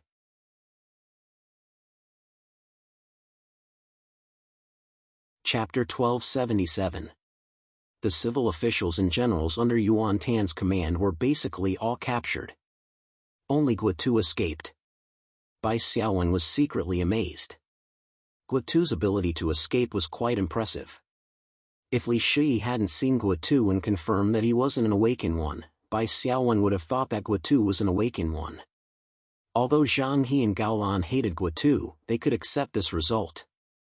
After all, Guotu's escape was equivalent to giving up everything and becoming a fugitive. Bai Xiaowen didn't have to kill Guotu's day. Soon, Yuan Tan was tied up and brought to Bai Xiaowen. It was time to test his skills. Bai Xiaowen got up and personally untied Yuan Tan. He sighed and said, "We're brothers. Why do you have to do this?" Yuan Tan lowered his head and said, "I was blind and offended you. Please forgive me." Bai Xiaowen said, "There's a saying in the Book of Songs, brothers against the wall are insults to the outside. We haven't gotten rid of the traitor and avenged our family. We need to unite and wipe out the traitor Cao. I can't bear to see you end up like this." Even if Yuan Tan had a heart of stone, he was still moved. Or rather, he didn't dare to not be moved. He said with tears in his eyes, "It's my fault for being instigated." Bai Xiaowen then said, "Brother, you've been appointed as a former general by the imperial court. From now on, you'll stay by my side with third brother and take charge of military affairs. Only by working together can we defeat Cao Cao and allow father to rest in peace in the underworld." Yuan Tan didn't expect that he would be able to retain the title of former general. He was so moved that he knelt on one knee and thanked him. Bai Xiaowen stepped aside and said, "Brother, you're kowtowing to the emperor." What a joke. He couldn't accept Yuan Tan's kowtow. After all, he wasn't the emperor. If he accepted Yuan Tan's kowtow, although it might not have a serious impact, it would still make his subordinates feel uncomfortable. After all, this was an era where the concept of filial piety was strong. Bai Xiaowen's foundation wasn't deep. As for Yuan Tan and Yuan Shang, Bai Xiaowen already had an idea. These two brothers on the surface definitely couldn't be sent out. If they were imprisoned in Yedu, it would be hard to avoid people saying that they were heartless. In addition, the two of them also had a certain foundation in Jizhou.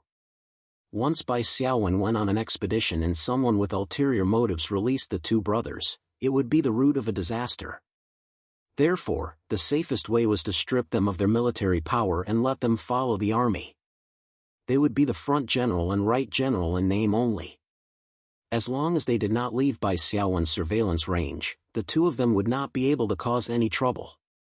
The civil and military officers under Bai Xiaowen would be fools to befriend Yuan Tan and Yuan Shang. If there were really such fools, Bai Xiaowen wouldn't mind making an example out of them. He couldn't kill his two brothers, but he couldn't kill other people.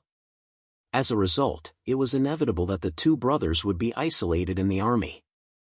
After Bai Xiaowen won, he personally went to the Tian family of Jiulu and bestowed them with gold, silver, jewels, and servants to show his favor. On the way back to Yedu, Bai Xiaowen finally received the notification that he had been waiting for a long time. You have become the only leader of the Yuan family camp. The Yuan family camp has a lot of influence in the Three Kingdoms plain. You have obtained the right to unify the plain world. You have obtained special authority, make national policy. Make national policy, you can freely make plans for the development of the camp. The bigger the plan, the higher the overall strength of the camp, and the easier it is to trigger the Grand Unification main storyline mission. It was very obvious that the Grand Unification main storyline mission was a special term. Bai Xiaowen narrowed his eyes and checked. What's the difference between the Grand Unification main storyline mission and normal main storyline missions? The Spiritual Realms Lost prompted. The goal of the Grand Unification main storyline mission is to unify the plane. A. It can only be triggered by the only leader of the camp. The difficulty of triggering it increases with each level. B. Every Grand Unification main storyline mission will give you 30 days of free time to explore. C. If you complete a Grand Unification main storyline mission in advance, the remaining time will automatically be added to the time limit of the next Grand Unification main storyline mission. After sending these few messages, the Spiritual Realms Lost prompted him with another message. Your main storyline mission 2, Hashua shows his might has been completed and forcibly submitted. You currently have free time to explore, 12 days, 4 hours, 51 minutes, and 57 seconds. Please use the Make National Policy Authority to trigger the Grand Unification main storyline mission before the free time is exhausted. Bai Xiaowen understood. The 12 days of free time to explore now was the time saved from the first 2 main storyline missions. Next, the Spiritual Realms laws would not give him normal main storyline missions. Because he had already become the leader of the force, he needed to set a goal for himself. If the goal was too small, the Grand Unification main storyline mission would not be triggered. But if the goal was too big and could not be completed within the exploration time, it would not work either. Bai Xiaowen checked again. After I trigger the first Grand Unification main storyline mission, will the free time to explore be reset to 0? The Spiritual Realms laws, the free time to explore will be included in the Grand Unification main storyline mission. Done. Bai Xiaowen began to ponder. Next, he just needed to use the Make National Policy Authority to trigger the Grand Unification main storyline mission. The Make National Policy Authority was not something that could be used casually. There had to be a group of high-ranking members of the camp around him to make it. Therefore, on the second day after Bai Xiaowen returned to Yedu, he held the first high-level military meeting of the Yuan camp at the temporary Grand Sima residence. Among the important civil officials, apart from Zhu Shou who was temporarily in charge of the provincial governor of Qingzhou, the others were all present. Bai Xiaowen said, now that Hebei is basically stable, as the Grand Sima, I have to build up my own residence. The positions of subordinate officials need to be filled one by one in order to properly govern the 4 prefectures of Hebei. Then, under Bai Xiaowen's signal, Dong Zhao stepped forward and read out a list of names. There were many unexpected names among them. Chief Clerk of the Grand Sima Residence, Dong Zhao, in charge of assisting the Grand Sima in handling various government affairs in the residence. His salary is 1,000 dong. Chief Clerk of the Grand Sima Residence, Examiner, in charge of reporting illegal activities. His salary is 1,000 dong. Chief Clerk of the Grand Sima Residence, Tian Yu, in charge of military affairs. His salary is 600 dong. Chief Clerk Sima Yi, in charge of 400 dong. Below him were the Eastern and Western secretaries, as well as the Imperial Secretaries, Imperial Secretaries, Imperial Secretaries, and other subordinate officials. Most of the subordinate officials in the Grand Sima Residence did not have high ranks, but due to special circumstances, they held a lot of power. What surprised everyone was that the Lord boldly recruited many talents from Shudu, such as Dong Zhao, Sima Yi, and others. If that was all, it would be fine, but the Lord actually used the examiner. These were the people who had previously assisted Yuan Shang. Actually, Bai Xiaowen wanted to show such magnanimity. Yuan was already a thing of the past, and when he used people in the future, he would not care about who this person had assisted before. Furthermore, the examiner was a chief clerk. With his upright and plain-spoken personality, reporting illegal activities was the best use of his talents. At the same time, this was also a job that would offend people. The key was that the final decision was held by Bai Xiaowen, and the examiner only had the authority to report. After that, there were some important appointments in the imperial court. After pacifying Hebei, Bai Xiaowen did not need to be courteous with the emperor anymore. The power that should be taken over must be taken over. Sun Yu was conferred the title of Minister of Guanlu, and concurrently held the position of Minister of Shangshu and the position of Ji Prefecture's governor. His salary is 2,000 dong. The Minister of Shangshu was an important department that Bai Xiaowen had to control, and it was in charge of issuing the emperor's edicts. Previously, Sun Yu was in the Chao family's camp with the position of Chamberlain, guarding the position of Minister of Shangshu. Now that Bai Xiaowen directly promoted him to the rank of one of the 9 ministers, he did not need to use the word guard, and could directly hold the position of Minister of Shangshu.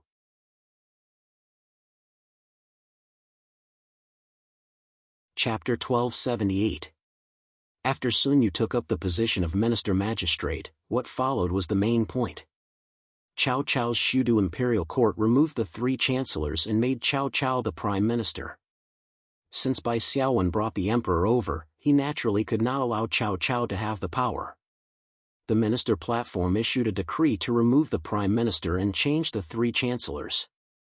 Tian Feng was appointed as Situ, in charge of civil affairs, Bing Province Governor Gao Gan as Grand Commandant, in charge of military matters, and Fu Wan as Minister of Public Works. However, Gao Gan was appointed as the Bing Province Governor, so he was not in the imperial court. This could be considered as Bai Xiaowen fulfilling his promise. Actually, with Bai Xiaowen, the Grand Marshal, around, the title of 3 dukes was just an honorable title. Not to mention the 3 chancellors, the Yedu Imperial Court itself was just a decoration. The officials were just statues. When the Imperial Court had important matters, they had to report it to the Grand Commandant before reporting it to the Emperor. Tian Feng was loyal to the Yuan family. Bai Xiaowen made him Situ and gave him a high position to thank him for his help in prison. It was not to remove Tian Feng from the core of power. On the contrary, when it came to military matters, Tian Feng's opinion was really important. Bai Xiaowen also appointed the officials under him. Needless to say, he had planted his trusted aides in key places. When the emperor saw Bai Xiaowen's actions in the palace, his heart turned cold. When he discussed with Fu Wan in private, the emperor was furious, but Fu Wan could only try his best to calm him down. Fu Wan had been promoted to Minister of Public Works, and he did have a bunch of Han officials loyal to the emperor. However, Fu Wan had a psychological trauma toward Bai Xiaowen. During the imperial decree incident, he had told the emperor and empress about the plan, but Bai Xiaowen actually knew about it. Such insight was like that of a god. In his heart, he placed his family and life first, which was why he tried his best to persuade the emperor not to be enemies with Bai Xiaowen. Although Bai Xiaowen had power like Cao Cao, he was able to maintain the basic dignity of the emperor. He would never do something like Su Tian's encirclement and overstep his authority. After the reward, Bai Xiaowen also received a new notification. Heavenly Strategies Advisor Sun Yu will assist you as the monarch. Sun Yu's Lord skill, Wang Zhu has been triggered. All attributes +10, base priority +1. Imperial Counselor Tianfeng will assist you as the monarch. Tianfeng's special skill, Royal Road Trigger. Your spirit attribute +10. When facing enemy or neutral leaders, your charm attribute +10. Note, if Tianfeng's loyalty is lower than 85 points, or if the channel of communication with the monarch is cut off, the bonus will automatically become ineffective. Star Strategy Scholar Zhu conferred will assist you as the monarch. Zhu's special skill, Northern Arrow, has been activated. Spirit +7, movement speed +7%, hidden attribute, luck +7. Note, if Zhu shows loyalty is less than 85 points, or if his communication channel with the monarch is cut off, the bonus will automatically lose its effect. The series of notifications made by Xiao Wen excited. The benefits of being a monarch were really good. The three tacticians, Sun Yu, Tianfeng, and Zhu Shou, gave him a total of 57 attribute points. This included 27 points of spirit. As a support-type lord, Sun Yu gave him the biggest increase, especially that precious base priority point. With the increase in attributes, Bai Xiaowen was now only one skill bar away from becoming a true lord. However, Bai Xiaowen's godly equipment and many other items could make up for this small skill bar. Tianfeng and Zhu Shou were only support-type rare lords. Other than the special skill, Royal Road Trigger and Northern Arrow, they also had the literary scholar skill like Sun Yu. As literary scholars, their combat abilities were extremely weak. However, if they were killed by others, they would not drop treasure chests, and their reputation would decrease. However, the decrease in reputation was not as exaggerated as killing Sun Yu. Bai Xiaowen could not help but think, if Sun Yu, Tianfeng, and Zhu Shou were already so powerful, then what kind of existence would Zhuge Liang be? With the increase in reputation, Zhuge Liang would probably be even more exaggerated than what was described in the Romance of the Three Kingdoms. However, according to Bai Xiaowen's guess, Zhuge Liang should not be a simple support-type tactician. He should be like Sima Yi, a scholarly general who could lead troops to war, or a mage-type lord like Zhang Jiao. However, before he saw it, it was hard to say. There were other notifications later. The livability of the provinces and cities under the jurisdiction of the factions had been activated. There were 5 levels of livability, which were extremely low, whales everywhere, low, people living in poverty, medium, households having surplus food, high, enough food and warm clothes, and extremely high, happiness and good health. Bai Xiaowen inquired about the function of livability. Livability was the happiness index of the people under the jurisdiction. When livability was high, the population would increase. Of course, the new population was only one aspect. The most important thing was the migration population. When the population increased, there would naturally be more money in taxes. There would also be more conscription. Moreover, the initial morale would be relatively high. In addition, livability would also increase the labor efficiency of the residents under the jurisdiction and the production of goods. If livability was low, the population would not increase but decrease. All kinds of production would also decrease, causing all kinds of negative effects. If livability was low to a certain extent, it would even lead to bandits running rampant and rebels wreaking havoc. The main factor that affected livability was the frequency and intensity of the war. Of course, it also had a lot to do with the amount of money and food taxes that the ruler imposed. What was the livability of the Yuan family's territory in the 4 prefectures of Hebei? Low. People living in poverty. It meant that the society was poor, the economy was in decline, and the residents lived in poverty. This was normal. It was estimated that there was no place in the world with a high livability. Oh, except for Liu Zhang of Yizhou and Zhang Lu of Hanzhong? Bai Xiaowen thought about it. Perhaps Shirxie of Jiao province had a higher livability than the Central Plains. At this time, none of the 4 prefectures of Hebei were stable. There were either foreign tribes or bandits. How could the livability be high? However, Bai Xiaowen remembered that Sun Yu had a passive skill, living and working in peace and contentment. When he held an official position in a prefecture or above, not only would the prefecture's farmland reclamation speed increase by 30%, but it would also automatically increase the livability by one level. That was why Bai Xiaowen let Sun Yu hold the position of Ji Prefecture's governor. However, although Sun Yu was now Ji Prefecture's governor, Ji Prefecture was still in a low livability state with poor people living in poverty. Bai Xiaowen checked and received a reply. For Sun Yu's living in contentment skill to take effect, he had to officially handle the prefecture's affairs for 7 days. If Sun Yu did not actually handle the prefecture's affairs, the prefecture would not receive the livability bonus. He knew that there was no such thing as an idle position. Otherwise, Bai Xiaowen could let Sun Yu hold the position of Ji Prefecture's governor. He was not afraid of having more official positions as long as he could get a free livability bonus. But now, it seemed that it was better to let Sun Yu handle the Ji Prefecture's affairs honestly so that he would not tire himself to death. Next, he should think of a way to trigger the first Grand Unification main storyline mission and obtain the first month of free exploration time.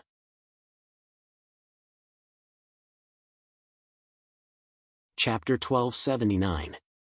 Bai Xiaowen and his teammates had already carefully studied the information on the Grand Unification main mission. It was worth mentioning that this was all classified information. However, the 5 members of the White Phoenix battle team were all qualified to access this information without paying any price. The Grand Unification main mission could not be triggered casually. If the goal was too small, it could not be triggered. If the goal was too big, it could not be achieved. For example, Bai Xiaowen wanted to unify Huaxia. Such a grand goal could, of course, directly trigger the first Grand Unification main mission. However, it was still too difficult to unify Huaxia within a month. It was not known if the foreign tribes, such as Xianbei and Wuhuan, were included in the Grand Unification scope. If they were included, it would be even more difficult. Moreover, the difficulty of the Grand Unification main mission increased with each level. To put it simply, if the first Grand Unification main storyline mission that Bai Xiaowen triggered had a difficulty of 10, then if he wanted to trigger the second Grand Unification main storyline mission, the difficulty would increase to 11 or even 12. The goal he proposed would have to be even greater, or else he would not be able to trigger it. Therefore, the first Grand Unification main mission was very crucial. It could be said that it was the starting point of unifying the world. That night, Bai Xiaowen gathered his strategists and high-ranking generals at the Grand Sima residence in Yedu to discuss the next plan. Now, the 4 prefectures of Hebei are basically stable. However, the land of the 4 prefectures does not belong to our Yuan family, Bai Xiaowen said. Especially the Black Mountain bandit Zhang Yan, who is entrenched between Qi and Bing prefectures. He has gathered in the mountains and forests and has committed many evil deeds. He must be eliminated. Tianfeng praised, "My lord, you are far-sighted. Zhang Yan is indeed a great threat to Ji Prefecture. He must be eliminated." Dong Zhao praised, "I originally thought that my lord would forcibly go south to conquer Cao Cao due to hatred. I did not expect that although my lord is young, he would be able to consider the big picture and endure what ordinary people cannot endure. I am very impressed." Bai Xiaowen brought up the topic of the Black Mountain bandit Zhang Yan to test the waters. However, he realized that the laws of the spiritual realm did not respond. It seemed that the Black Mountain bandit Zhang Yan's goal was too small. Bai Xiaowen said again, "If Zhang Yan is pacified, our army can directly enter the northern part of Bing Prefecture. The Xiongnu, Xianbei, Wuhuan, and other Hu tribes have been in chaos for a long time. Every year, we have to spend a lot of money to pacify them. Do you think we can continue to pacify the Xiongnu, Xianbei, and Wuhuan after pacifying the Zhang Yan?" The advisors under the tent were divided into 2 factions. Tianfeng believed that the conflict between the Yuan and Chao clans was a great opportunity. Only after one side won would they be able to wipe out the outsiders. If the Chao army were to cross the river and attack them from the front and back, they would be in danger. Shenpei and Dong Zhao felt that they should go on an expedition to the north. Their reasoning was that the Chao army was short on food and the other warlords were eyeing them covetously. It would be very difficult to transfer troops to attack Hebei. If they did not make use of this rare opportunity to pacify the Hu in the north and get rid of their worries, in the future when they fought with the Chao army, they would be held back. The strategists all had their own reasons. Suddenly, someone came to report that there was an urgent letter from Liang. Bai Xiaowen took the letter. It was from Jiang Yixiu. After Bai Xiaowen opened the book, he passed it to everyone. The strategists looked at each other in surprise. It turned out that the Chao army was attacking again. This time, the vanguard of the Chao army was led by Xiahou Dun, with Zhang Liao, Su Chu, Su Huang, and Chao Xiong as assistants. Apart from Chao Xiong, the other four were all famous generals on the battlefield. The Chao army could be said to be really aggressive this time. Dong Zhao frowned. That shouldn't be the case. Cao Cao's prime minister position has been removed, and the world sees him as a thief. He is short on food, so why would he attack Hebei? Although the current situation in the 4 prefectures of Hebei was not good, it was much better than Cao Cao's. Bai Xiaowen smiled. What do you think? Sun Yu kept silent. Bai Xiaowen shook his head. Okay, I misspoke. When facing Cao Cao, Sun Yu would not give any advice. This was a gentleman's agreement between him and Bai Xiaowen when he was in Shudu.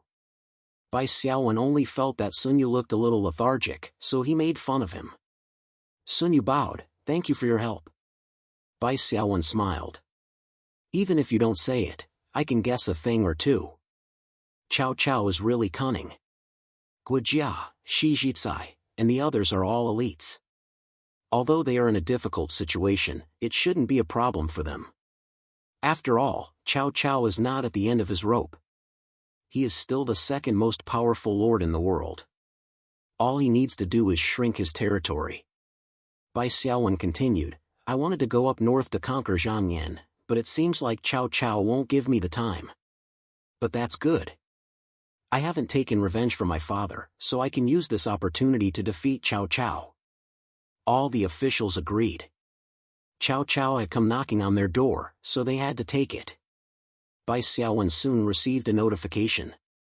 Unification Main Quest 1, Defeat Cao Cao, successfully triggered. You have obtained 30 days of free exploration time. Current free exploration time, 41 days, 8 hours, 17 minutes, 59 seconds. Please defeat Cao Cao's camp before the free exploration time is up. There was a note at the end. There were 2 main ways to defeat Cao Cao's camp. First, kill or capture Cao Cao alive. Second, occupy all the prefectures in Cao Cao's camp and crush all the troops there. Completing either of these 2 aspects could be considered as completing Grand Unification Main Storyline Mission 1. Comparatively speaking, the first one seemed a little easier. After all, in the Romance of the 3 Kingdoms, Cao Cao was in danger many times. He was only able to survive because of his good luck and loyal guards. Moreover, these 2 aspects complemented one another. The moment Cao Cao died, the Cao family group might collapse. Bai Xiaowen immediately ordered the troops. Minister of War Shi Dongzhao said, the soldiers of the 4 states of Hebei are all gathered in Jizhou. There are a total of 200,000. However, we just went through a huge battle, so it is hard to provide enough grain for 200,000. Bai Xiaowen waved his hand and said, quality is more important than quantity. Order the Yuzhou and Bingzhou soldiers to return home and defend the cities to prevent the Hu and Xizhou Chao army from invading. Should the Qingzhou soldiers return as well? Dong Zhao asked. Bai Xiaowen shook his head. The Qingzhou soldiers are not in a rush. I need to reorganize them so that I can be at ease. As such, let them stay in Jizhou. Send another army led by Gao Ping and Gao Hui to Qingzhou to exchange for your wing cavalry. After pausing for a moment, Bai Xiaowen said, send orders to Jiang Yixiu to fortify the moat and not go out to battle. Dong Zhao accepted the order. Bai Xiaowen then chose the various elite troops, a total of 30,000, to head to Liang. This was different from when he faced Yuan Tan. Bai Xiaowen had the intention of persuading Yuan Tan to surrender. That was why he had brought an army of 100,000 with him. In the end, it was effective. Xian Pai opened the city gates at night to prevent the army from sieging. This time, facing Xiahou, no matter how big the commotion was, it was useless. In the end, they had to fight with real swords and spears. As such, Bai Xiaowen chose elite troops to reduce the pressure on grain. Tianfeng said, "My lord, you still need to send more spies to Yuzhou, Xizhou, and other important places of Cao Cao to find out the situation." The Cao army was lacking grain, so why did he dare to invade? Where did he get the grain to supply his army? We need to find out more about this before we can restrict him.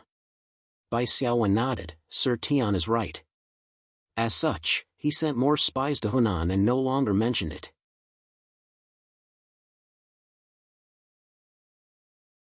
Chapter 1280. The next day, Bai Xiaowen led 30,000 elite troops and set off. Before they reached Liang, they received a piece of bad news. Xiahou had taken down Liang. General Jianitsu had been killed. Bai Xiaowen asked about the process and found out that Jianitsu was not to be blamed for this battle. Jianitsu knew that he was no match for Xiahou and the other generals, so he guarded the city and did not engage the Cao army. However, at night, the gates of Liang city were opened by Cao spies. Cao Cao's fourth son, Cao Xiong, was really courageous, leading an army to charge into the city and killing 3 generals. As for Jianitsu, he also fell under the encirclement of Cao Xiong and his generals.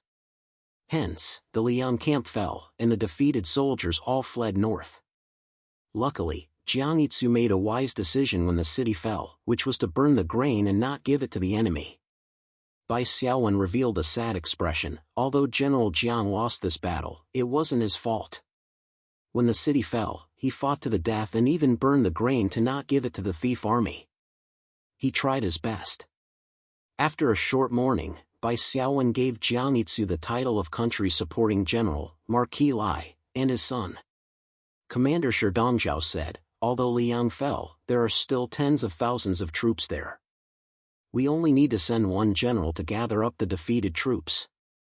Qiao Rui said, the defeated troops have low morale. Even if we gather them up, we won't be able to use them temporarily. We should bring them to Yedu to raise their morale before using them. Bai Xiaowen nodded, Tian Yu and Murong Ping are reorganizing the troops in Yedu. After gathering up these defeated troops, we can send them to Tian Yu and put them into a new division. This time, Bai Xiaowen chose 30,000 elite troops to fight. The remaining 100,000 plus troops in Yedu were trained and organized by Tian Yu, Tianfeng's nephew. The goal of this reorganization was to break up the Qingzhou army and merge them into the Jizhou army. Just as the discussion was settled, the second piece of bad news spread over. After Xiahou took over Liang, he sent Cao Xiong to lead 3,000 elite troops towards the northeast direction, heading straight for Fanyang City. Xiahou himself led the remaining troops to invade Anyang. On the map, Xiahou's troops split into 2 and drew a 7 formation. Xiahou's 7,000 troops were going in a straight line to attack Anyang. Cao Xiong's 3,000 troops were going in a roundabout way to attack Fanyang and Weixian before attacking Yedu. Dong Zhao said in alarm, Anyang is the gateway to Yedu. My lord must be on guard. Furthermore, when Cao Xiong led his troops to attack Fanyang, he would need to split his troops to defend the city. Once Fanyang fell, Wei County would be next.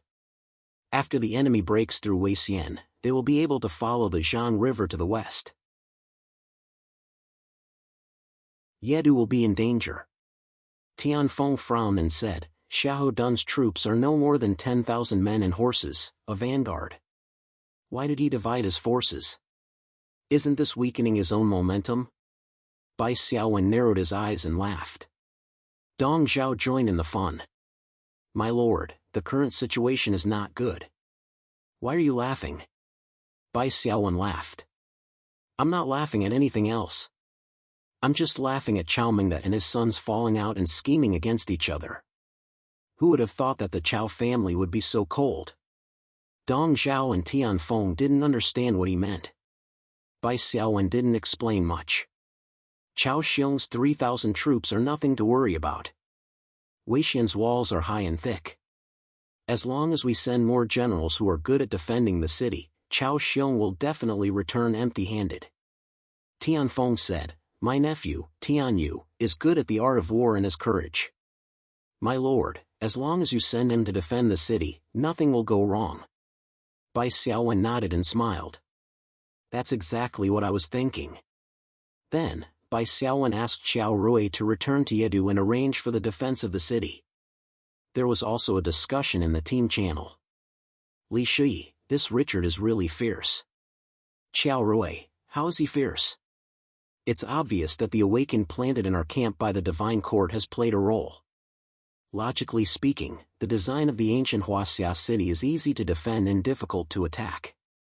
If the awakened of the Divine Court hadn't secretly opened the city gate, no matter how powerful Richard is, he wouldn't have been able to enter the city so easily. Although the awakened had powerful tools and varied means, it didn't mean that they could crush the people of the spirit realm. For example, Bai Xiaowen's large-scale deterrence and long-term control of the mind force field wasn't invincible in many cases. This was because the ancient Huaxia military drum had the effect of boosting the morale of the army and interrupting the opponent's continuous control skills. After taking control of the Hebei army, Bai Xiaowen had a better understanding of military drums. There were 3 types of military drums in the ancient Huaxia: the ox drum, the snail drum, and the kuei drum. All 3 types of drums had the effect of boosting morale. Among them, the snail drum also had the effect of interrupting the enemy's continuous control skills, with an additional priority of 2 points. In addition to interrupting skills, the kuei drum also had the special effect of clearing the abnormal status of allies, with an additional priority of 3 points. Of course, military drums weren't played casually. As the saying went, the first drum boosted morale, the second drum weakened morale, and the third drum exhausted morale.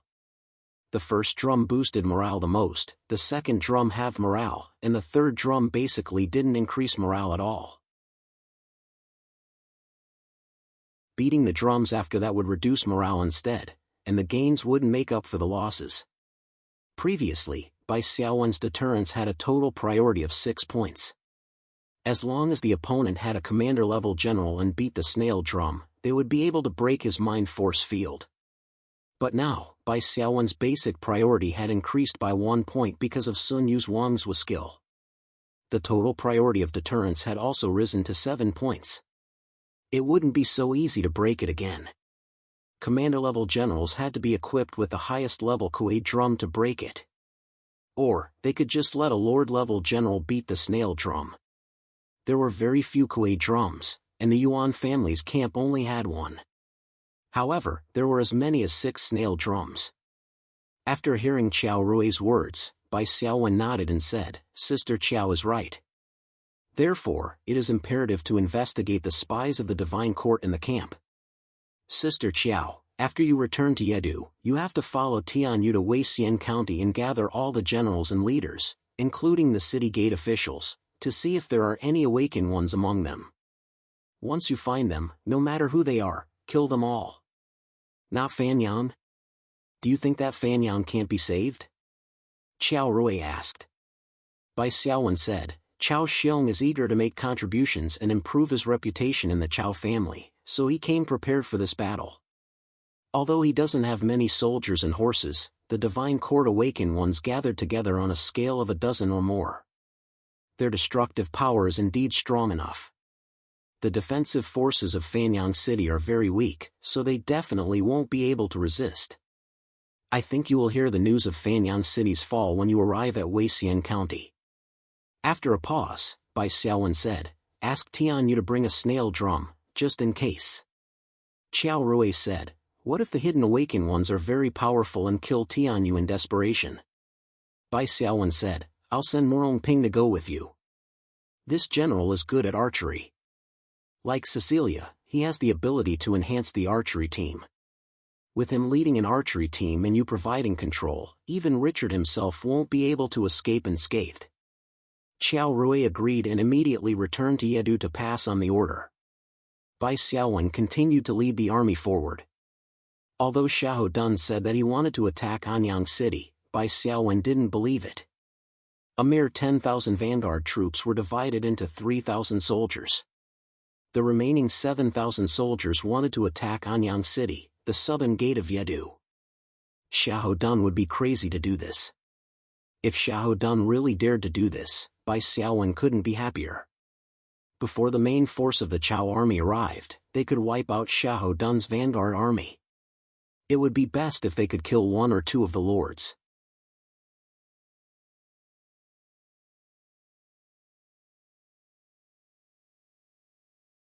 Chapter 1281. When Bai Xiaowen's 30,000 troops arrived at Anyang, there was no news of Xiahou Dun's invasion. Bai Xiaowen gathered the officers of Anyang and above to check if there were any divine court awakened among them. Only then did he feel relieved. The sentries reported that Xiahou Dun's 7,000 soldiers were stationed in Liang and were repairing the city. Moreover, the Chao's reinforcements were continuously crossing the Baimajian River south of the Yellow River and entering Liang.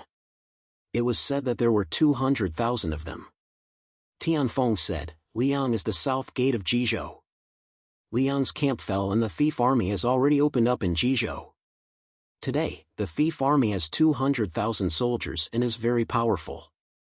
Should we transfer the troops from Yedu over as soon as possible to fight against Cao Cao?"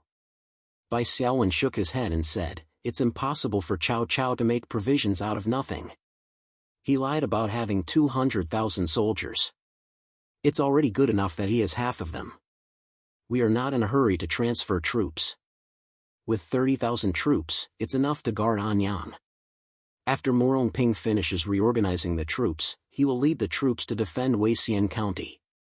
If Cao Cao really brought 200,000 soldiers, the daily consumption of grain was close to 10,000 bushels, equivalent to 150,000 caddies, which was definitely a heavy burden for the Cao army.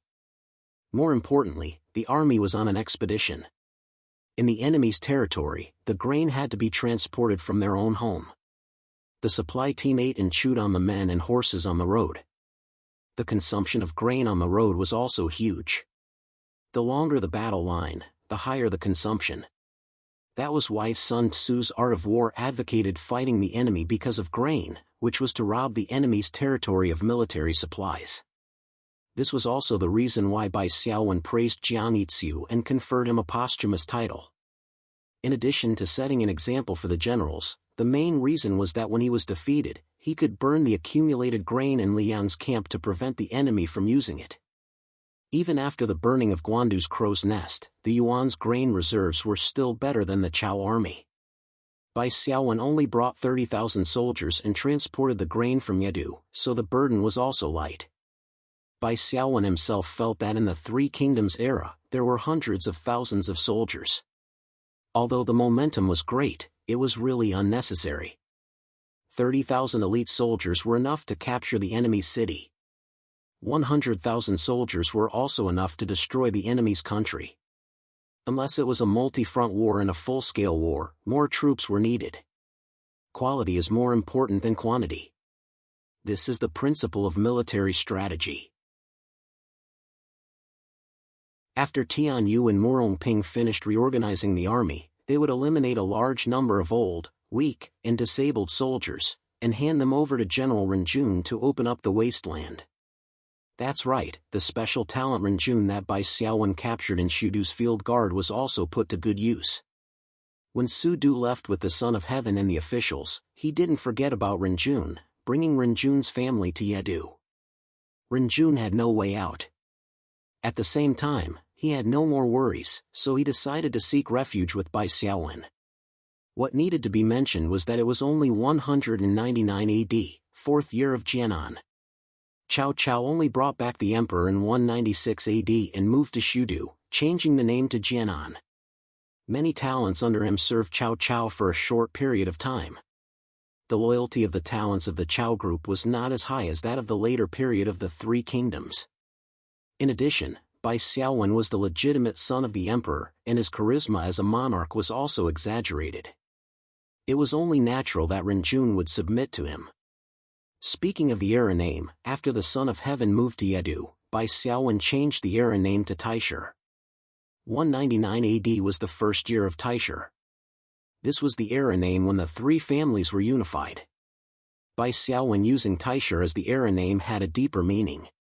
Tianfeng thought about it for a moment and understood Bai Xiaowen's intentions. Lord shouldn't be in a rush to take back Liang, right? Bai Xiaowen smiled. Although Liang City has an important strategic position, as long as we defend Anyang and Weixian, we can prevent Cao Cao from opening up the situation. Since Cao Cao has gathered so many troops, he will definitely use up a lot of grain. When they lose their morale and run out of grain, we will find a chance to attack. We will definitely be able to win. Tianfeng was a wise strategist, so when he heard that, he said, Lord's words are right. Bai Xiaowen stationed his troops in Anyang.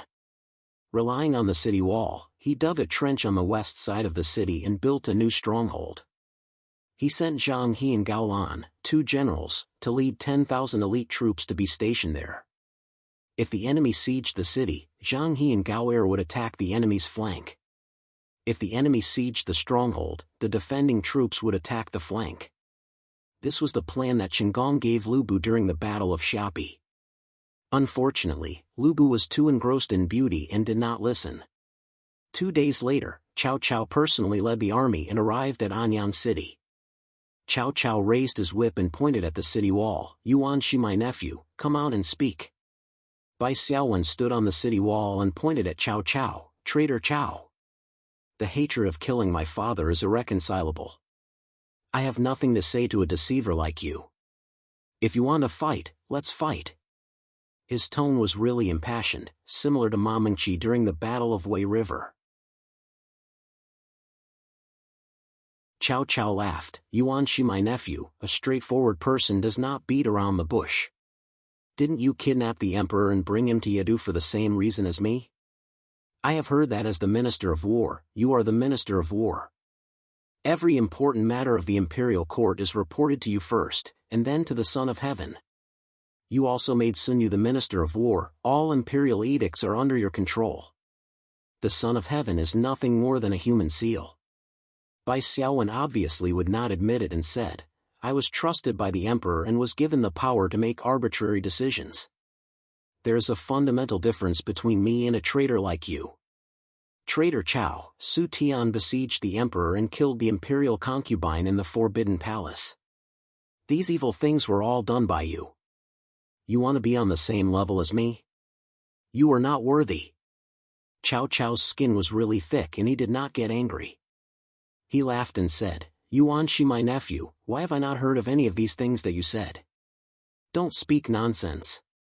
When your father was alive, he and I were close friends. Later on in the war, he unfortunately lost his life. I also felt really sorry for him. Now that my army is pressing on the border, do you want to return the emperor and give him to Jizhou? As his uncle, I will not mistreat you. Bai Xiaowen sneered and used his big move. He recited the denouncing Cao Zhao. Cao Cao heard a few sentences and shook his head. He waved his whip and ordered the army to attack the city. However, with Zhang He and Gao Lan leading the troops to the west of the city, the Cao army did not dare to go all out. Bai Xiaowen also chose elite troops to defend the city. Relying on the main camp in Yedu, they had all the resources and equipment to defend the city. Immediately, oil was poured down and ladders were burned. Rolling logs and stones smashed many to death. There were also arrows raining down. Wave after wave of Chao's sieging soldiers charged up and fell like wheat being harvested. When Li Shi saw this scene from the city wall, his eyelids twitched. From this, one could see how tragic the siege of Huaxia was. However, to the leaders of the three kingdoms, this was just a small matter. On the first day of sieging, the Cao army lost 3,000 men while Bai Xiaowen only lost a few hundred. This loss ratio was normal.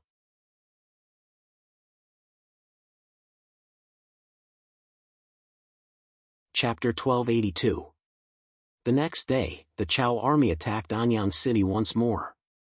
However, they returned without any success, only leaving 2,000 corpses behind. Anyang City did not move.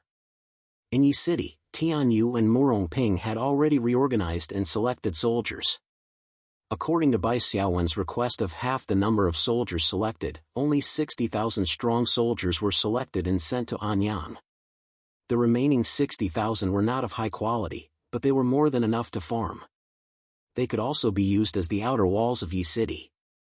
It should be mentioned here that the spiritual energy particles also had an effect on the maturity of food crops. Just like how the mutated beasts on Earth could reproduce in a few months, the maturity of crops was reduced by a lot. Moreover, it was not affected by the temperature. Even in the regions north of the Changjiang River, the crops did not need to go through the winter. Using wheat as an example, the wheat that was planted in a month would start to grow and mature in a month and a half. Maybe some people would ask, if farming was so easy, why did the three kingdoms have a grain shortage problem? There were three main reasons. First, the armies of the three kingdoms had a much larger appetite than normal armies. One person could eat as much as 2 or 3 people. Second, the transportation of grain was difficult, and the consumption on the way was huge. Third, which was the most important reason, was that the ratio of the army to the total population exceeded the warning line. Using Yuan Shao as an example, let's look at the total population when the warlords ruled. Based on the romance of the three kingdoms, after Cao Cao took over Jizhou, there were only 300,000 registered people. Even so, Cao Cao happily said to Cui Yan, Jizhou can be said to be a big province. Of course, to avoid taxes, many people hid, and there were also aristocratic families. The actual population was much higher than the registered population. However, no matter how one calculated, Jizhou's total population was only a few 100,000. Yuan Shao mainly controlled Jizhou. As for Yuzhou, Qingzhou, and Bingzhou, he only controlled a small part of them. Moreover, they were very desolate. The total population would not exceed 1 million. In the Romance of the Three Kingdoms, it said that Yuan Shao had 1 million people and hundreds of thousands of armor. Pretty much 1 out of every 3 or 4 commoners would be recruited into the army. Excluding the women and children, all the young men were recruited. Even the old soldiers were not spared. What about the 3 kingdoms of the spirit realm? After Bai Xiaowen took control of the 4 prefectures, he checked the household register and found that there were 180,000 households and 970,000 total population, which basically matched the historical records. Farming wasn't difficult. What was difficult was that no one was farming. Therefore, it was not surprising that there was a shortage of rations. Now that Bai Xiaowen ordered the old and weak soldiers to return to the fields, it was tantamount to disarming the army in disguise, allowing the 60,000 laborers to return to the fields and farm. In today's Jizhou, there was a large area of wasteland that could be reclaimed. In addition, Sun Yu, as the Jizhou imperial steed, had a passive skill that increased the speed of farming by 30%. Ren Jun, as the assistant general of agriculture, also had a skill that increased the speed of farming. According to the characteristics of food crops in the spirit realm, they would be able to enjoy the fruits of farming in 1.5 months. Only with enough food and soldiers could one conquer the world. However, the most important thing right now was to defeat Cao Cao. If they did not defeat Cao Cao, they would not be able to complete the first Grand Unification main storyline, not to mention the rest. Anyang City had an increase of 20,000 elite troops, while the West Stronghold had an increase of 30,000 elite troops.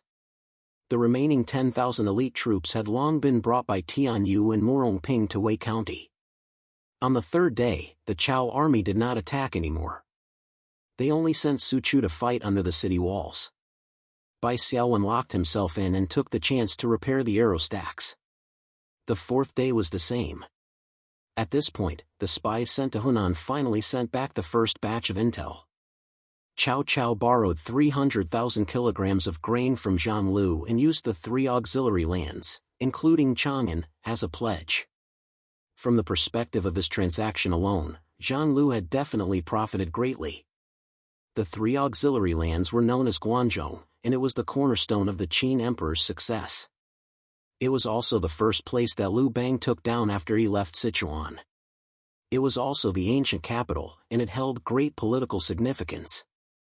However, Zhang Lu still suffered a huge loss and was played by Cao Cao. At the same time, Cao Cao used the 3 auxiliary lands to exchange for Shiliang Horsteng's grain and horses. With that, Cao Cao's grain was enough to last 200,000 troops for at least a month. It also temporarily solved the unstable situation in the west, killing 2 birds with 1 stone. Moreover, Liu Biao of Jingzhou was attacked by Sun Tzu of Jiangdong after he failed to capture Shudu. Now, half of Jingzhou's 9 counties belonged to Sun Tzu. Fortunately, Liu Bei's group assisted Liu Biao and protected Xiangyang. Currently, the outcome of the confrontation with Sun Tzu is unknown.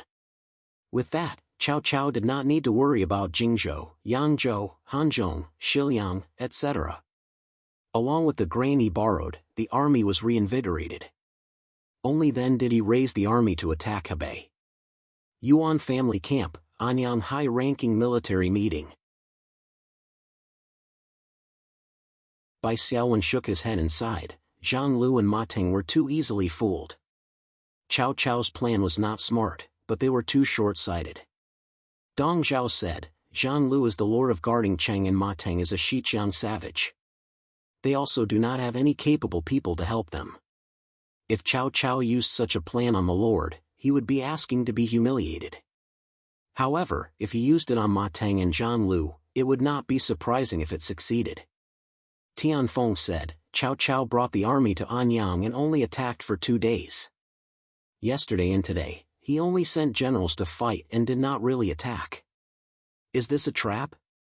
We gathered a lot of troops here and are worried about Fanyang and Weixian. Tianfeng had not finished speaking when a scout came to report that Fanyang City had fallen the day before yesterday. Cao Xiong led 3,000 auxiliary troops into Wei County. Dong Zhao said, My lord, Cao Xiong is Cao Cao's 4th son. Cao Cao sent him to attack Weixian. Is there a reason for that? 3,000 troops are not a problem. However, if Cao Cao pretended to attack Anyang and secretly sent elite troops to support Cao Xiong, then Weixian would be in danger. The strategists under him all felt that Cao Cao's actions were suspicious. If not, why would he suddenly stop attacking Anyang after attacking for 2 days? Furthermore, Cao Xiong was Cao Cao's son and only brought 3,000 troops to go deep into Jizhou. No matter how one looked at it, it was not normal. Cao Cao would definitely send troops to support his son. Bai Xiaowen squinted his eyes and said, Weixian has Tianyu, Qiao Rui, and Murong Ping, 3 generals. They lead 10,000 elite troops and can protect themselves. As for the matter of Cao Cao sending reinforcements, there is no need to worry about it. We just need to send more scouts to find out whether or not Cao Cao has any plans to secretly move troops. On the 5th day, the scouts that were sent out really did return with a report. Cao Cao secretly led troops to Fanyang to support Cao Xiong. When they heard this news, Tianfeng and Dong Zhao were shocked. They tried to persuade Bai Xiaowen to lead troops to assist Weixian. If the troops in Anyang City did not understand, they could send Zhang He or Gao Lan to lead the elite troops of the West stronghold to save Weixian.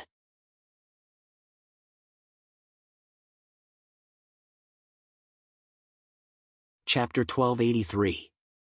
Bai Xiaowen also had some doubts in his heart.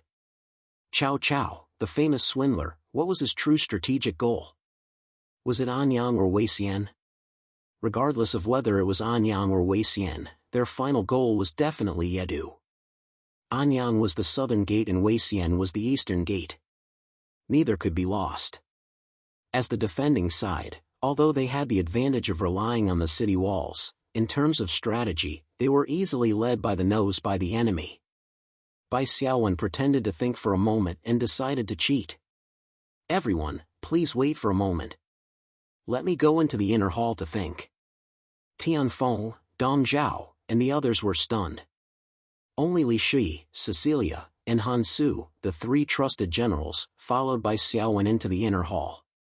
After entering the inner hall, Bai Xiaowen directly hung up the Mountain River geographical map, entered the state of inner vision, and injected his spiritual force.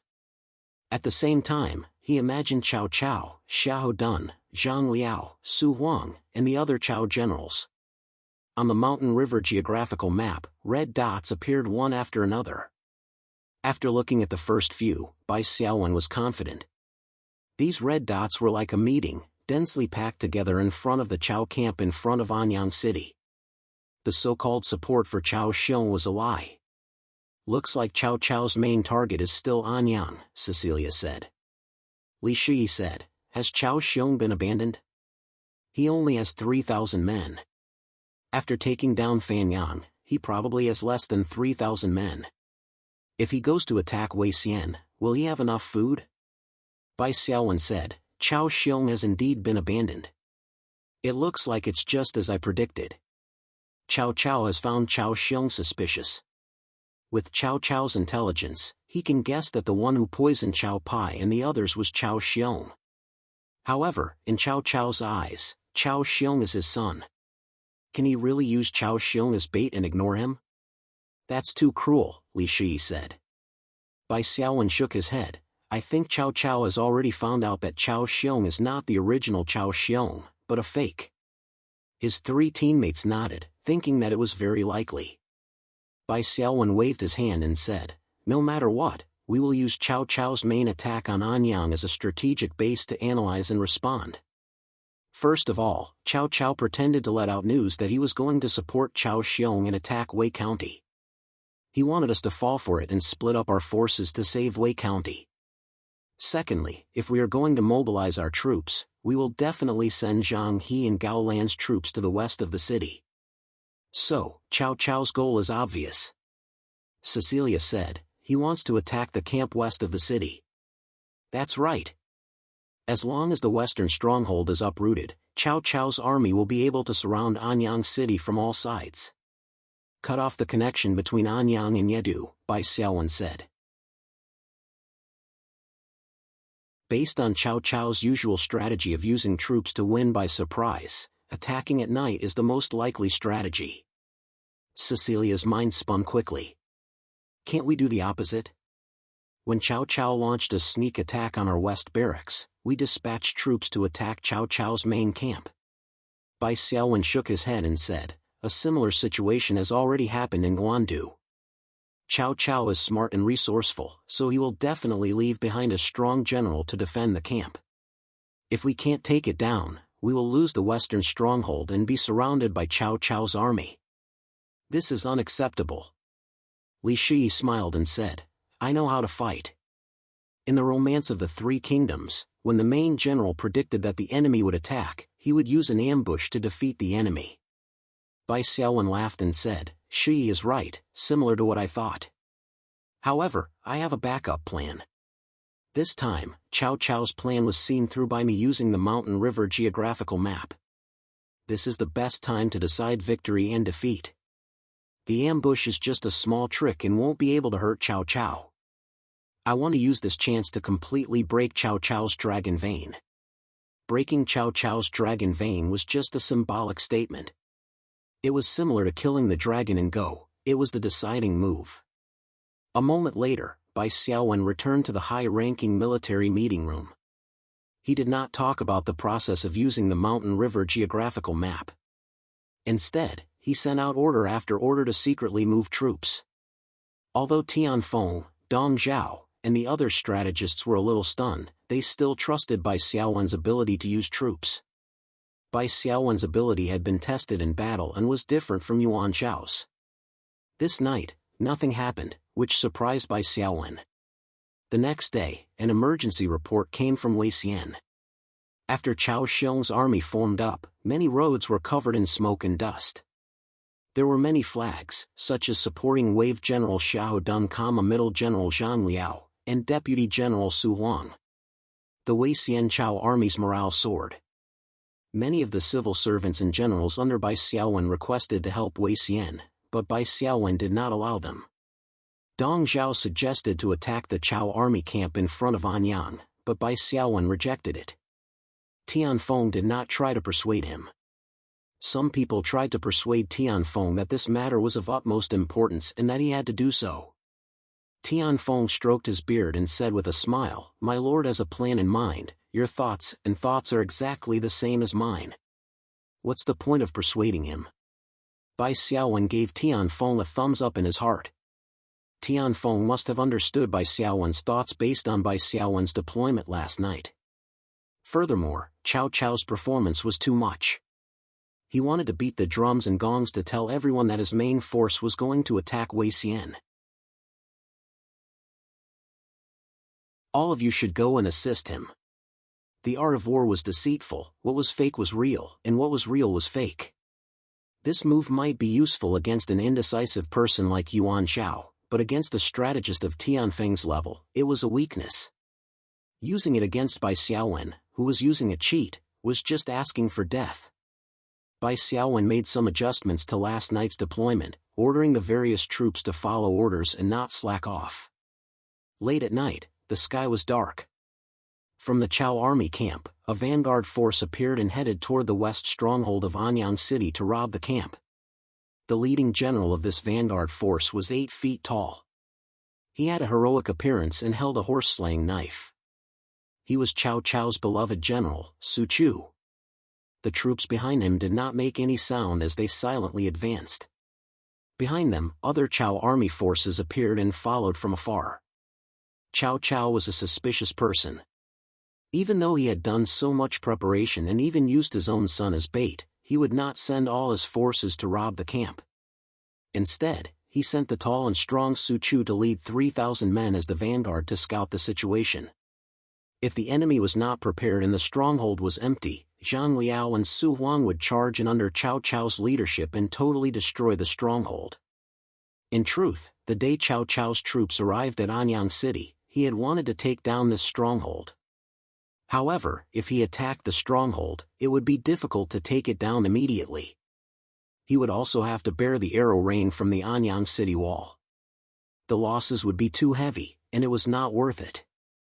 Hence, Cao Cao suppressed his desire to attack the stronghold and sent troops to attack Anyang City for 2 days.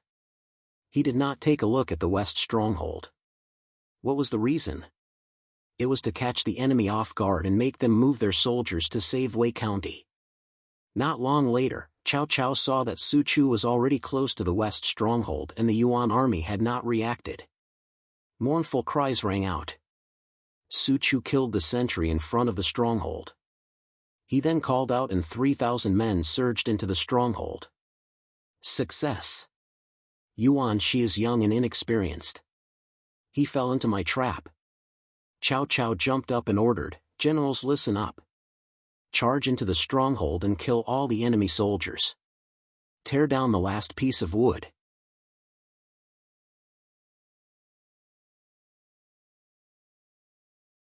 Chapter 1284. Under Cao Cao's orders, the Chao army led by Zhang Liao and Su Huang all charged into the stronghold. Su Chu took the lead and charged into the stronghold. Seeing the silhouettes of soldiers in front of him, he shouted and slashed with his blade.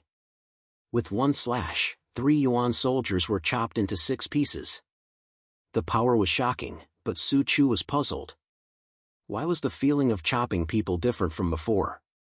Taking a closer look, what he chopped down were not bodies of flesh and blood, but 3 straw men covered in armor. Su Chu looked back again. Wow! The silhouettes of the Yuan army soldiers were all motionless. They were all straw men. The straw men at the back were even worse. They did not even have armor on their bodies. Su Chu smelled the smell of kerosene. It was slightly pungent. He suddenly came to his senses and shouted a phrase that countless generals had shouted before. In the future, countless generals would shout it again. We fell into a trap. Gongs and drums rang out from all directions. On the Anyang City wall, torches were raised and lit up the battlefield. Rows of archers stood up from the city wall. The red flag was spread out and fire arrows were shot toward the west stronghold. The west stronghold was made of wood. The straw men were soaked in kerosene and there was even gunpowder buried under the ground. The moment the fire arrows were fired, the stronghold was set on fire. The west stronghold was instantly burned into a sea of fire. Cao Cao's mood instantly fell from heaven to hell. He immediately ordered the army to retreat. Shouts sounded out from all directions.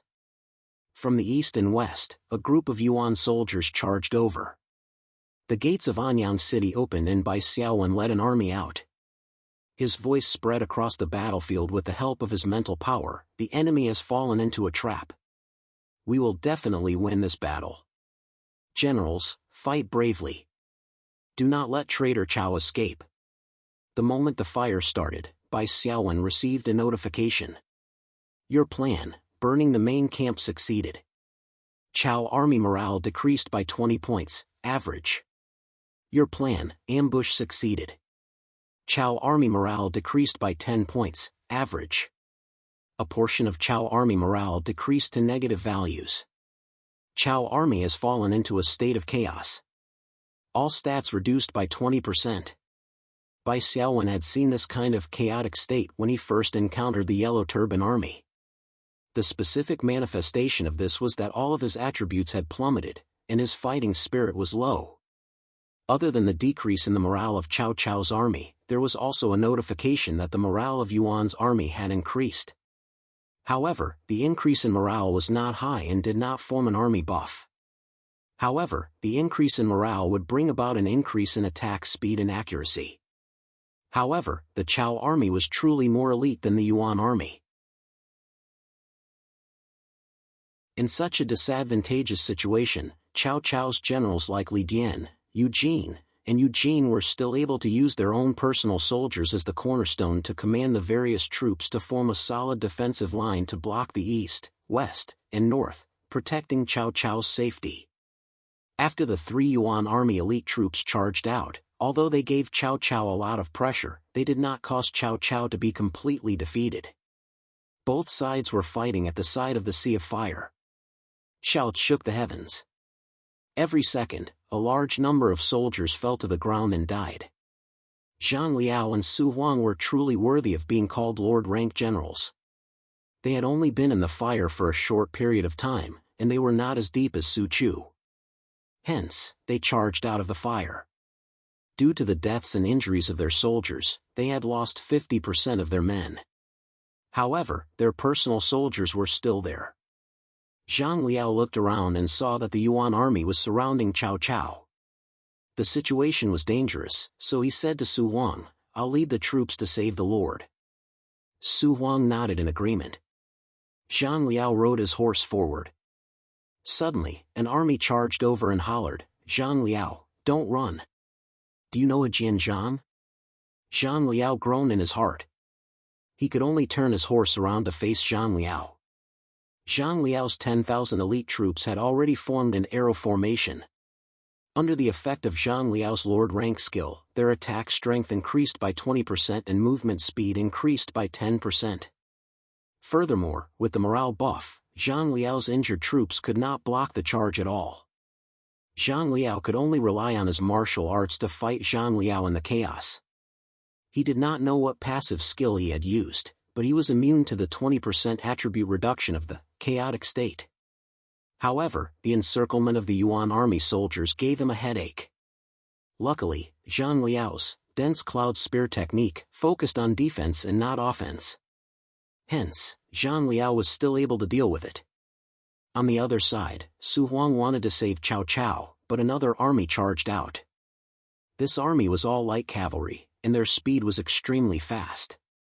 The valiant general at the front opened his eyes wide and roared, "Su Huang, don't run. Eat my Han Meng's spear." Bai Xiaowen knew how to make good use of people. He let Han Meng lead the light cavalry to charge in the chaos. This was the best way to bring out his special skill, fierce sharpness. Han Meng had a stomach full of resentment towards Su Huang. During the Battle of Guandu, he was sent by Yuan Shao to transport grain. However, he was defeated by Su Huang and his fellow general, Shi Huan, and the grain was burned. After returning to the camp, he was almost killed by Yuan Shao. Now that Bai Xiaowen had arranged for the light cavalry to launch a surprise attack, he was able to use his specialty. With the template of a rare leader rank, he was able to faintly gain the upper hand against the Lord-ranked general, Su Huang. In the Three Kingdoms, rare leader-ranked generals were not rare. For example, Gao Lan, Han Meng, Ji Ling, Gao Shun, etc. Compared to Lord-ranked generals, they had obvious weaknesses. However, when fighting against Lord-ranked generals, they were able to fight against Lord-ranked generals for dozens of rounds without showing any signs of defeat. As a rare leader, Han Meng had 100 points of strength. His special skill gave him another 20 points of strength. In terms of pure strength, he did not lose to Su Huang. In terms of martial arts, Han Meng did not fall behind either. If there was anything that Han Meng lacked, it was the Lord-ranked aura. Fierce sharpness and underestimating the enemy. Only generals did not have the talent to be commanders. They could charge and break through enemy lines, but they could not control the overall situation. Gao Lan led the army to attack Cao Cao. With the existence of the special skill Force Chop, it was truly a matter of raising one's hand and swinging one's sword and swinging one's sword and swinging one's sword and swinging one's sword and swinging one's sword and swinging one's sword and swinging one's sword. The Cao general, Zhongshan, brandished his halberd to fight. However, in just one exchange, he was cut down by Gao Lan. Gao Lan even spat, "Do you think you're worthy of using a halberd?" Zhongshan's elder brother, Zhongjin, shouted loudly and brandished his axe to attack Gao Lan. Not even 3 moves later, half of his head was chopped off by Gao Lan. Gao Lan's subordinates cheered in unison. Seeing that Cao Cao was closing in on him, Lu Jin galloped forward to meet Gao Lan in battle. Fortunately, Lu Jin was a valiant general.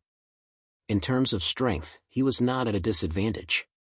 He was able to hold his own against Gao Lan, preventing him from advancing any further. Unexpectedly, before the battle had even begun, a streak of yellow light shot toward them from the side. It was Bai Xiaowen, who had thrown out a bewitching spell to help Gao Lan. Under Bai Xiaowen's meditation, Lu Jin was hit on the spot and froze on the horse. How could Gao Lan let go of this opportunity? He brandished his blade and aimed it at Lu Jin's neck. Lu Jin used his skill, Xiao Gua, in an attempt to break free from the control. However, at this time, Bai Xiaowen's priority had increased by 1 level. The total priority of the bewitching spell was as high as 8 points. However, Lu Jin was unable to break free.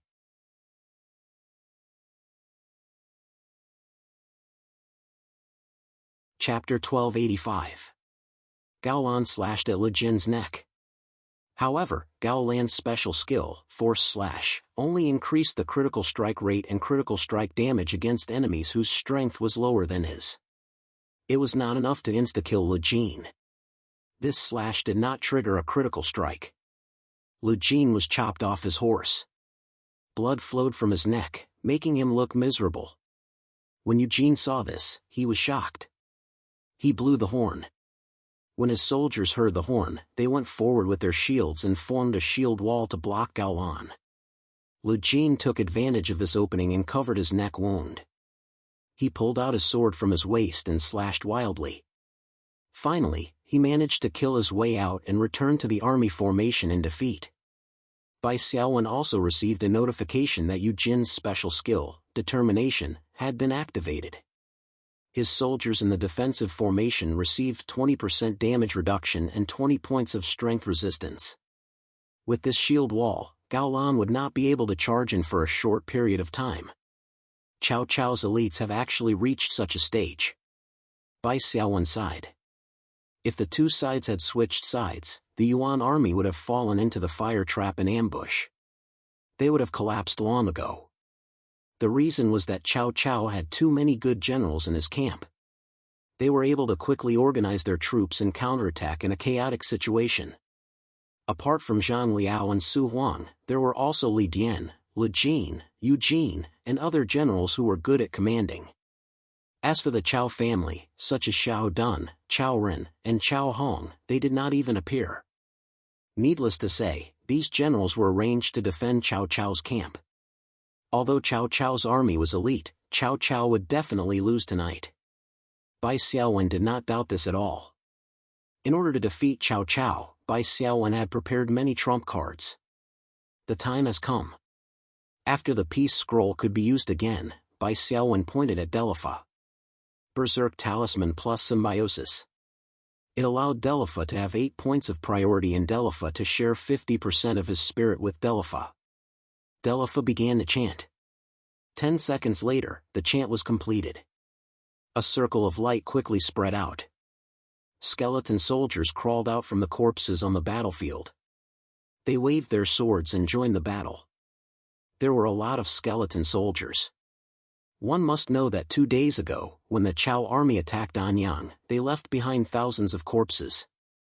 They hadn't even collected them yet. In this battle, the number of soldiers who died on both sides was even greater. Fortunately, the native armies of the 3 kingdoms of the spirit realm had all been baptized by Zhang Jiao's Taiping army.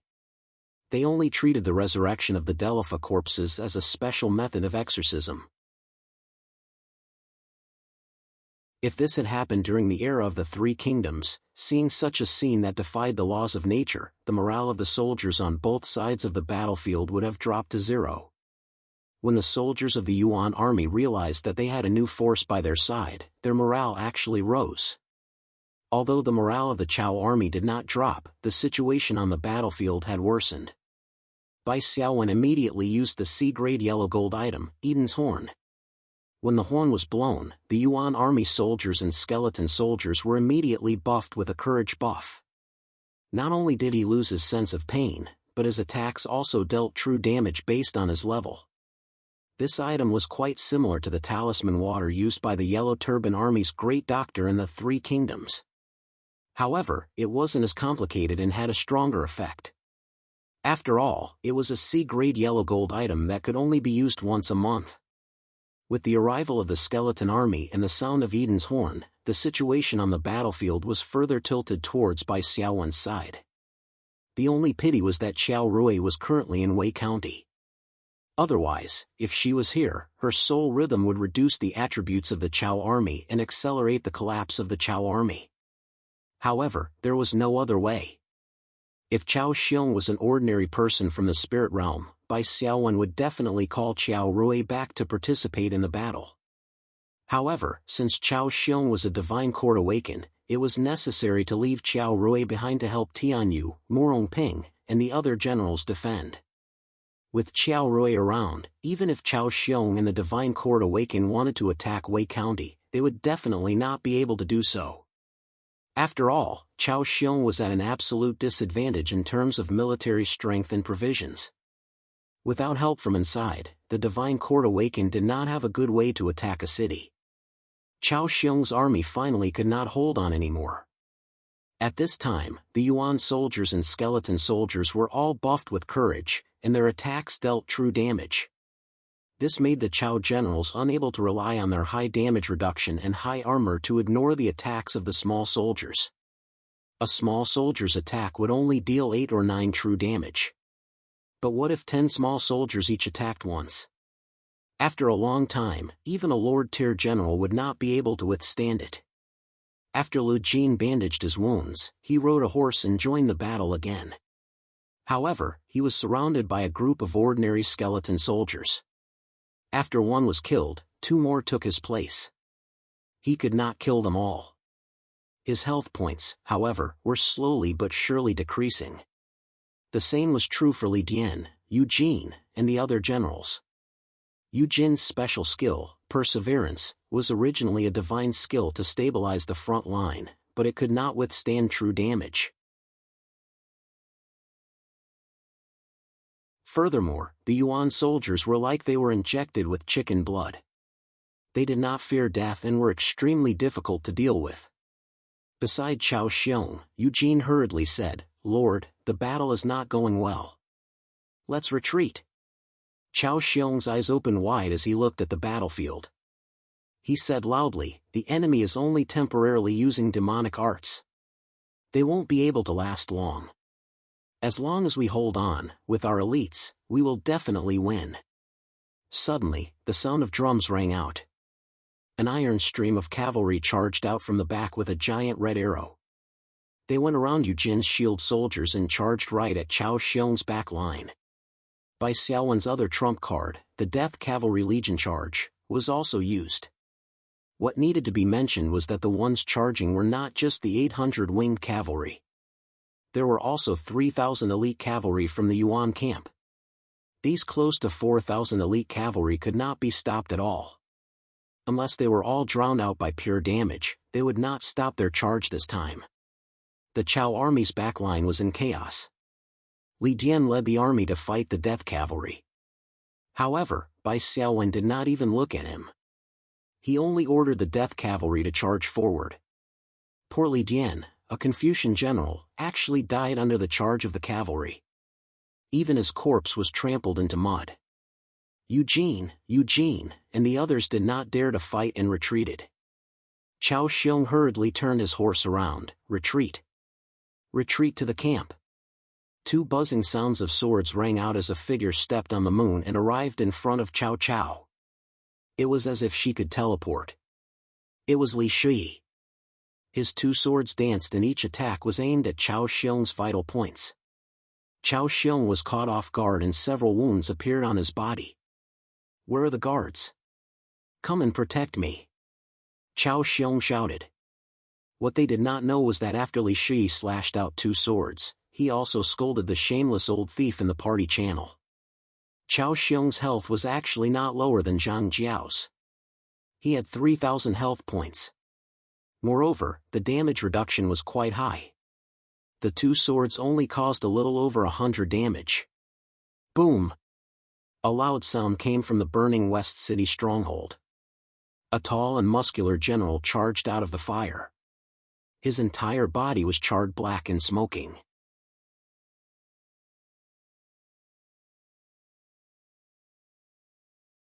Chapter 1286. Don't you dare hurt my lord. The general who came out of the fire was Su Chu. He was 8 feet tall and had a huge waist. Su Chu's body was charred black. His hair and eyebrows were burnt by the fire. Even the long sword in his hand was lost. He looked miserable.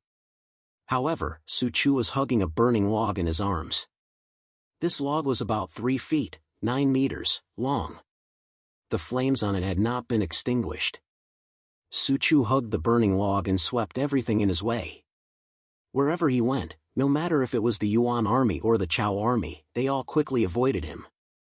Some unlucky ones who could not avoid him were hit by the huge log and were sent flying like a baseball. The elite leaders with relatively healthy HP could still struggle at death's door after being sent flying. As for the half HP elites, or the normal soldiers and skeleton soldiers with full HP, they were directly turned into a pile of flesh and blood, sticking to the end of the burning wood. Bai Xiaowen used Insight on Su Chu. Su Chu, Lord level 9, /brave status /naked status /injured status, race, humanoid /human race, profession, Tiger Guard Lord, attributes, strength 90 plus 30, agility 51 plus 30, vitality 140, spirit 35, Lord skill, guard, passive. Su Chu has the responsibility of guarding Cao Cao. When the Lord is in danger, Su Chu will enter the brave status, strength and agility plus 30, special skill, naked status, passive. Su Chu's armor is doubled. Activating naked status will cause Su Chu to lose all of his armor and gain the same amount of attack power as the armor he gave up. Skill 100 Barbarian Sword Technique. When using this technique, Su Chu's evasion rate is reduced by 20% and his attack speed is increased by 20%. Enemies weaker than his template have a chance to be intimidated and enter a slow state. Su Chu's attacks on enemies in the intimidated state are guaranteed to be critical hits. Skill 2-5? Skill 6, Guard Commander, proficient Su Chu gains 1000 extra HP, 50% toughness, and 30% damage reduction. Bai Xiaowen heaved a sigh of relief. Su Chu was a lord who specialized in vitality. His survivability was very strong. No wonder Cao Cao gave him the responsibility of scouting the camp. Even if he was ambushed, with Su Chu's strong survival ability, he would be able to survive. However, Bai Xiaowen's trap was too ruthless. Not only did it burn down the West City stronghold, but it also buried gunpowder underground, which almost blew the entire stronghold away. The gunpowder here was not the real gunpowder of the later generations. Instead, it was something unique to the three kingdoms of the spirit realm. It was made by necromancers using sulfur, saltpeter, and other materials. When Zhong Yao had stopped Bai Xiaowen's army from crossing the river at Mengjin, he had used the 6-shot thunderfire array. Bai Xiaowen not only occupied Yedu, but also controlled the 4 prefectures of Hebei. Naturally, they had this kind of military supplies in their treasury, so naturally they had to put them to good use. However, these military supplies were not Bai Xiaowen's personal belongings. If they were used to blow up the enemy, Bai Xiaowen would not be able to get any loot. If it were any other lord, even if they weren't blown up or burned to death, they would still be half dead. When Su Chu first fell into the trap, the explosion of gunpowder did not cause much damage to him. However, the stronghold collapsed and buried him. A burning log had smashed him into a daze. Later, when Cao Cao was in danger, Su Chu's lord's skill was activated, increasing his strength by 30 points. Furthermore, he had a natural sense for the safety of his monarch. At this moment, he felt uneasy and knew that Cao Cao was in danger. As such, he bravely stood up and picked up the log that was on top of him. He swept away the ruins and rushed out of the fire alone to save Cao Cao. However, Su Chu was already injured, and his HP was decreasing. Winged cavalry, take a roundabout route. Don't block Su Chu from the front. Bai Xiaowen immediately ordered the death cavalry to take a roundabout route. They did not want to face Su Chu head-on. Now, Su Chu waved the burning log and used his shocking strength to execute the 100 barbarian blade technique. All the Yuan soldiers along the way were shocked and slowed down. Then, they were smashed into meat paste. Even with the buff from Yidang's horn, it was not worth it to block a human-shaped tank with flesh and blood. One must know that Su Chu, who went all out, did not have time to rest and bandage his wounds. His HP would decrease even faster. Finally, Su Chu and Cao Cao met up. Li Shi instantly felt his movements become stiff. He immediately used the second invincible slash and left Cao Cao's side. At this point, Cao Cao had only lost 500 HP, so it was not painful at all. Zhongkang. Cao Cao saw Su Chu and calmed down. He could finally survive. However, the current situation was that Cao Cao's army had lost. Not to mention one Su Chu, even if there were 2 more, they would not be able to turn the situation around. Although Su Chu was brave, he was not stupid. He said to Eugene and Lu Jin, "You two cover the rear. I will escort the lord to retreat first." Eugene and Lu Jin nodded. Su Chu threw away the log and stood on the shaft of Cao Cao's chariot. He held the reins in his left hand and a long saber in his right. The Yuan soldiers who tried to stop him were all killed by Su Chu single-handedly with his long saber. Cecilia drew her bow and led the winged cavalry to shoot arrows at Cao Cao, who was escaping to the south. Arrows fell like rain. Su Chu stabbed the warhorse's buttocks. The warhorse felt the pain and rushed forward.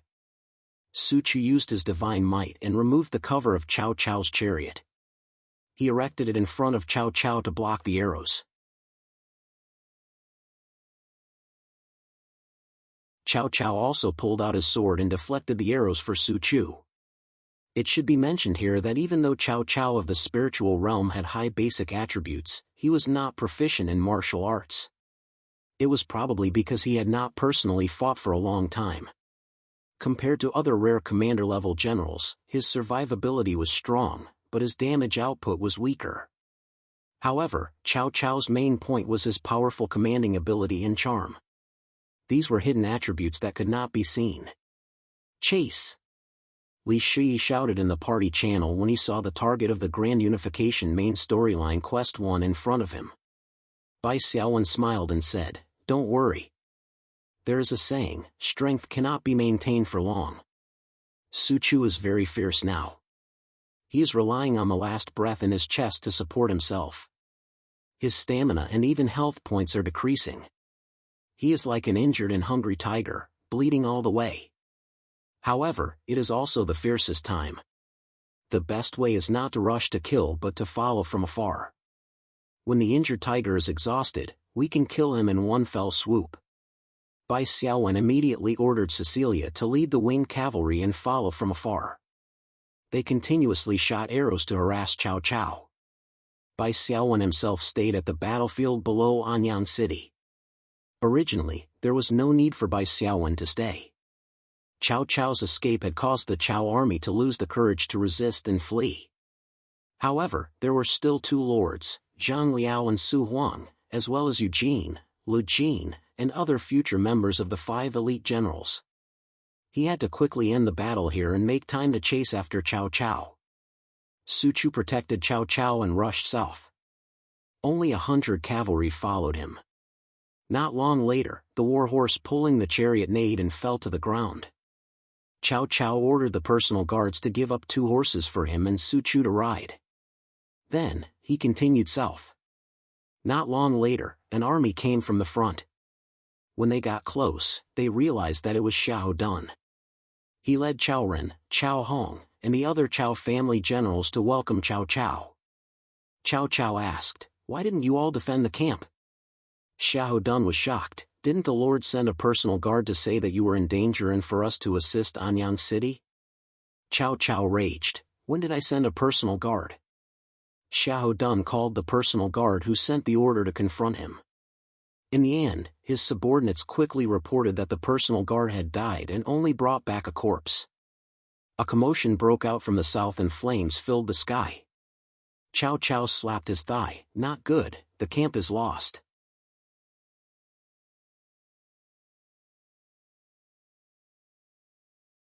Chapter 1287.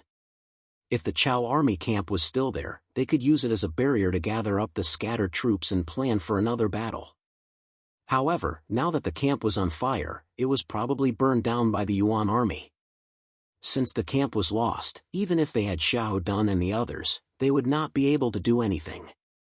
Yuan Shi's army would soon catch up to them. The Cao family generals were not weak, and Xiahou Dun was even a lord-level general. However, in such a 100,000 scale battle, even a lord could not go against the heavens by himself. Xiahou Dun still found it hard to believe. "Lord, I know the guard who sent the order. He is from the Cao family and has always been loyal. Why would he falsify your order?" Cao Cao sighed. "I heard that Yuan Shi knows Taoist sorcery, the same as Zhang Jiao. Thinking about it, he probably used sorcery to bewitch my guard. You can't be blamed for this."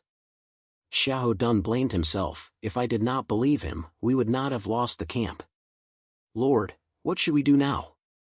Cao Cao said, "We can only give up the camp, cross the White River, and return to Liang. When the time comes, we can rely on Liang to stabilize the situation. We can slowly gather up the scattered troops and discuss how to defeat Yuan Shi." After pausing for a moment, Cao Cao asked, "Where are Feng Xiao, Zhicai, and the others?" Xiahou Dun said, "The few strategists are all weak people. I'm afraid that swords and spears have no eyes on the battlefield, so I left them in the camp when I sent out troops." Xiahou Dun did not say one more thing. When Cao Cao's guard came to fake the order, Guo raised his doubts. He felt that even if Cao Cao lost, with Su Chu protecting him, he would not easily move troops and cause the camp to be empty. However, Xiahou Dun and Cao Cao were brothers. When he heard that Su Chu was in a fire and that Cao Cao was in danger, he panicked. He did not care about Guo doubts and led troops to save Cao Cao. Cao Cao sighed. "Feng Xiao, Zhicai, they will not be able to escape." Cao Ren said softly, "Lord, let's act quickly and see if there is a chance to save the camp." Cao Cao shook his head. "The enemy has planned for a long time and is waiting for us. Our army's morale is low. If we delay any longer at the main camp, Yuan Shi will lead his troops to pursue and kill us. We will be attacked from 2 sides, and then we will be in real danger. The best thing to do now was to cross the river as soon as possible to survive.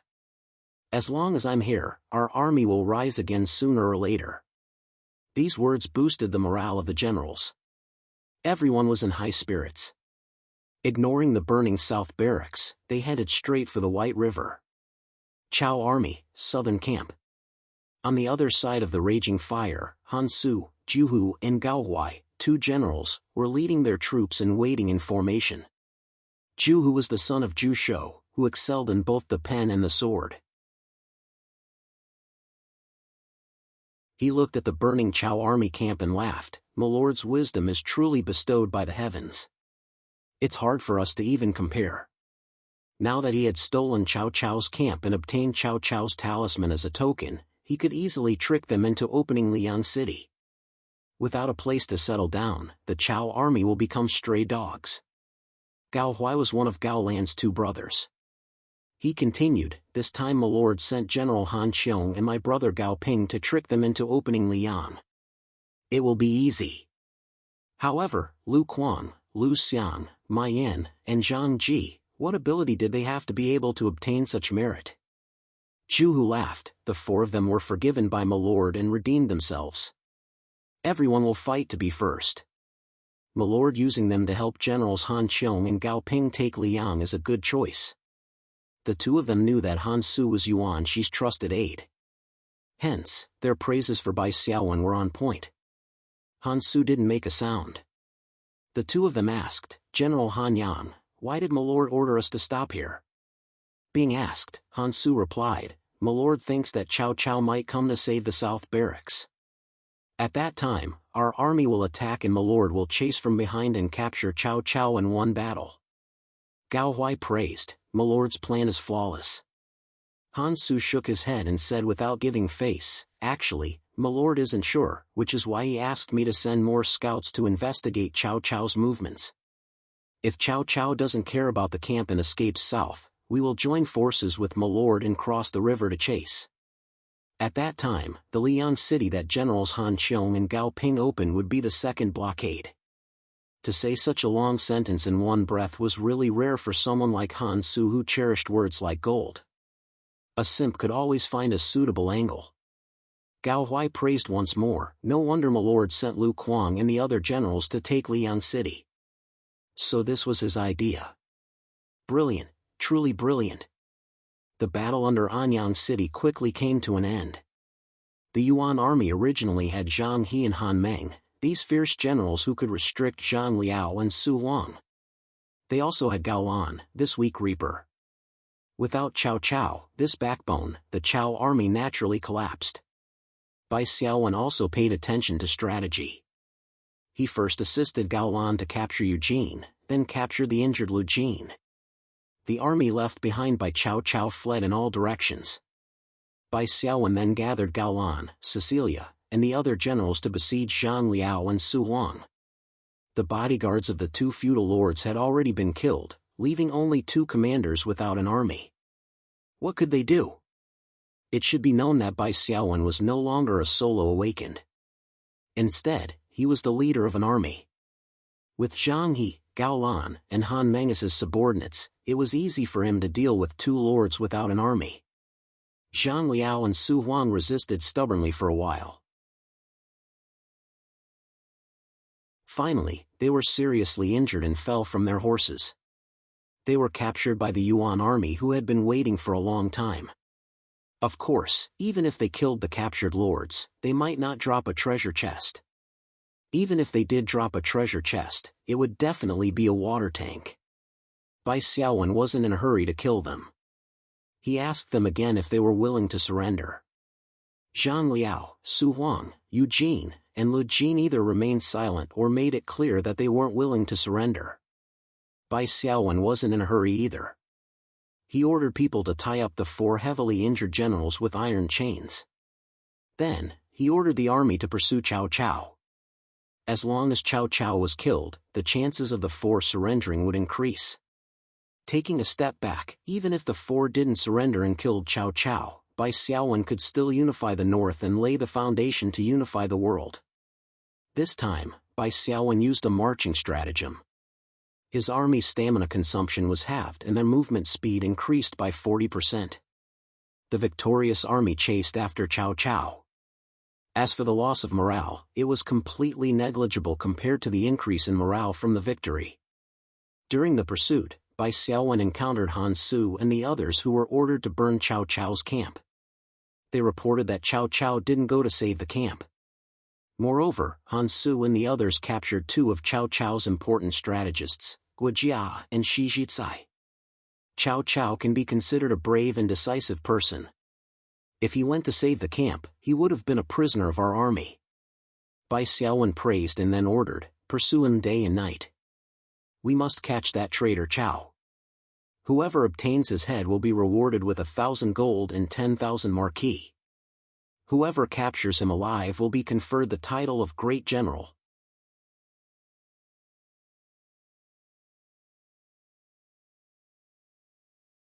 Chapter 1288.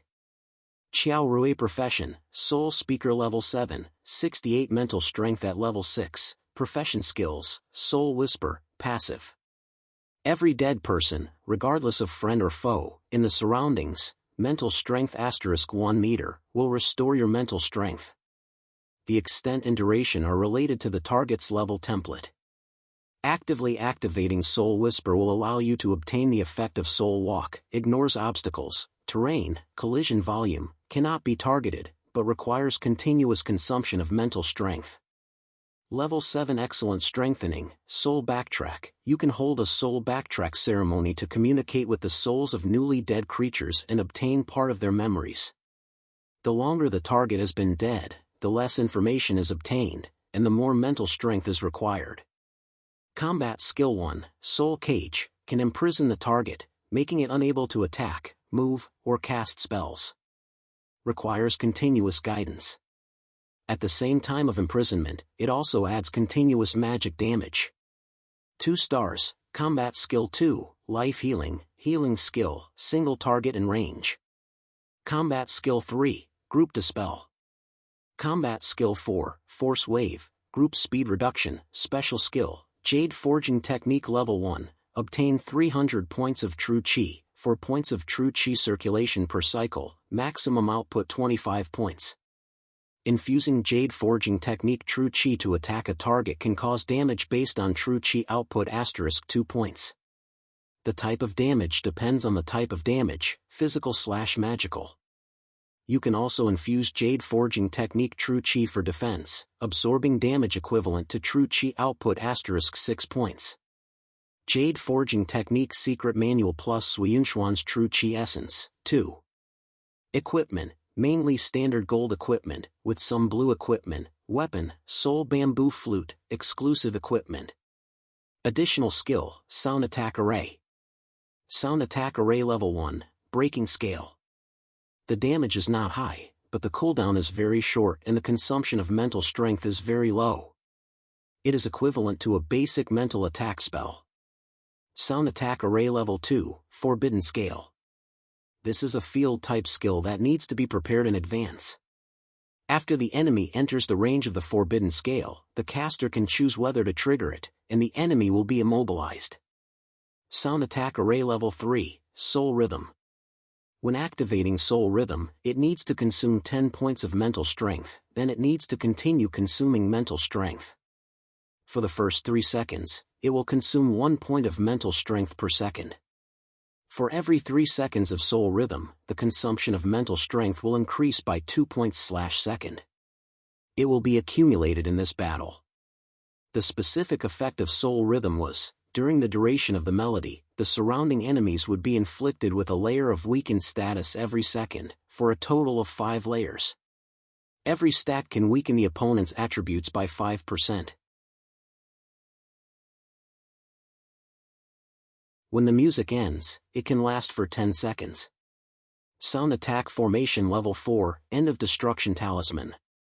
The Soul Flute was a rare, direct death skill, and its activation conditions were harsh.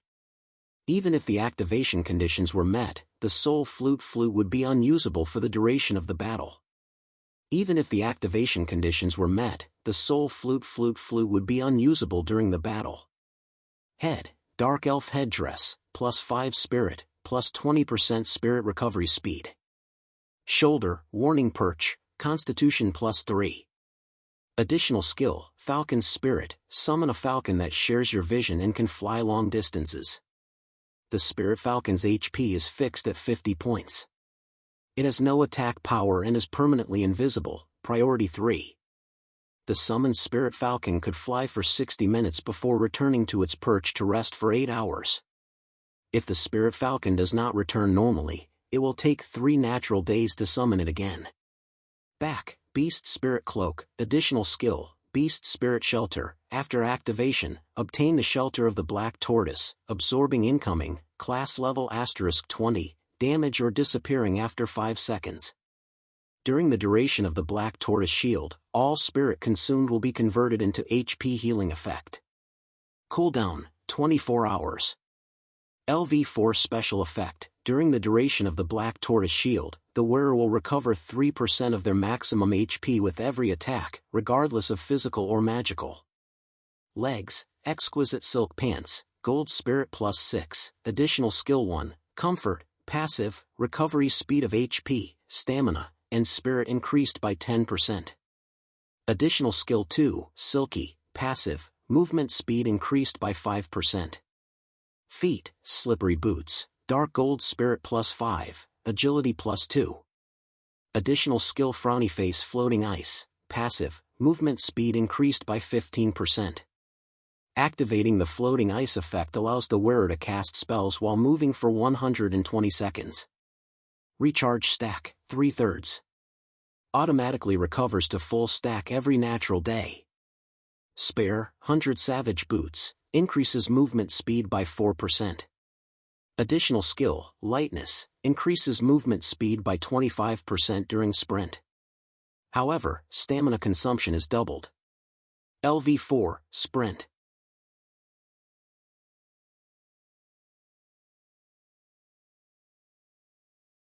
Chapter 1289. Hansu, Blazing Defender, Level 7 Elite, used Wyvern Blood, 80+ armor, 38 strength, innate skill, reflect damage, reflects 30% of physical damage to the opponent as magic damage, class skills, assist, absorbs damage as support, short cooldown, LV4 special effect, Spatial Fissure. After activating assist on a designated ally, your sprint speed will be increased explosively, and all speed reduction effects will be removed. LV4 Special Effect, Zeal. Within 20 seconds after activating assist, all physical and magic damage received will be reduced by 20%. Battle Skills, Heavy Strike, 150% damage, Heavy Shield Bash, Interrupt Skill, Shield Bash Special Skill, Aura, Beginner Passive, all damage received will be reduced by 10%.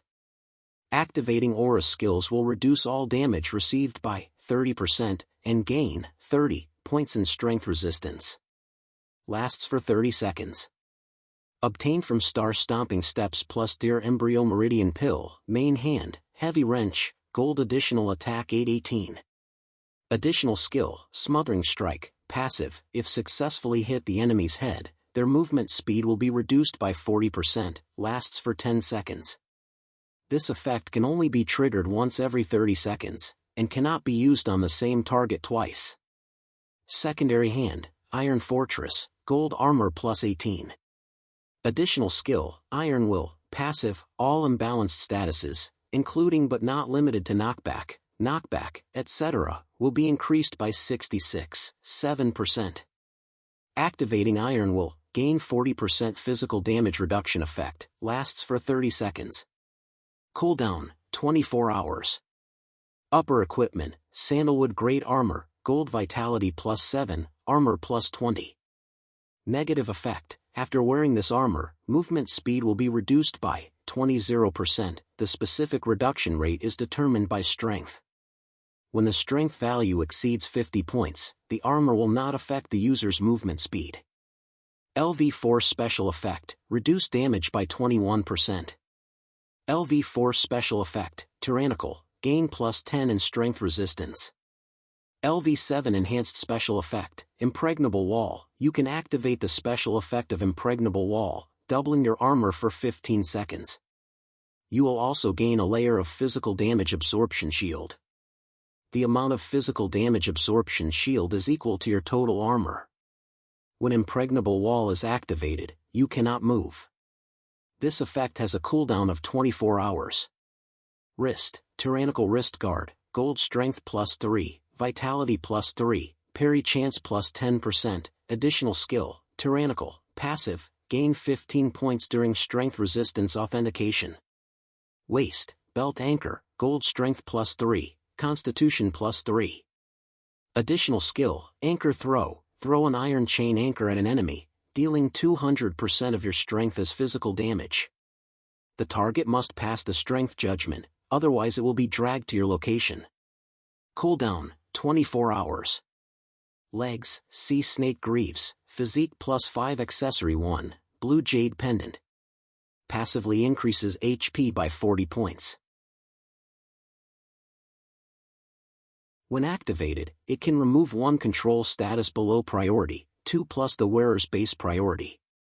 Accessory 2, Deep Sea King's Compass, green constitution +3. Additional skill, guidance, immediately dispels all control effects on the wearer. For the next 10 seconds, the duration of similar control effects will be reduced by 50%. The priority of this skill is 3. Ring 1, Ring of the King of the Deep Sea, green constitution +3. Additional skill, Shadow of the Sea Snake, passive. When the wearer is moving, the shadow of a sea snake will appear on the wearer's body. Evasion rate against single target physical attacks or spells is increased by 30%. Neck, Pendant of the King of the Deep Sea, green constitution +6. Glory of the King of the Deep Sea, 3/3, set attribute, 2 pieces passive. The wearer receives 10 free attribute points, treated as basic attribute points. Every natural day, the wearer has a chance to redistribute these 10 free attribute points. When in a water battle environment, the wearer receives double the allocated attribute points. Set attribute, 3 pieces deep sea charge, active skill. Summons a specter ship to crash into a target area, causing damage and stun to all enemies in the area. Cooldown, 8 hours. When in a water battle environment, the damage and stun duration of deep sea charge are doubled. 300 magic damage plus 3 seconds of stun. You're tuning into the Mythic Realms YouTube channel. Don't forget to subscribe and join us on this journey to catch the most captivating stories.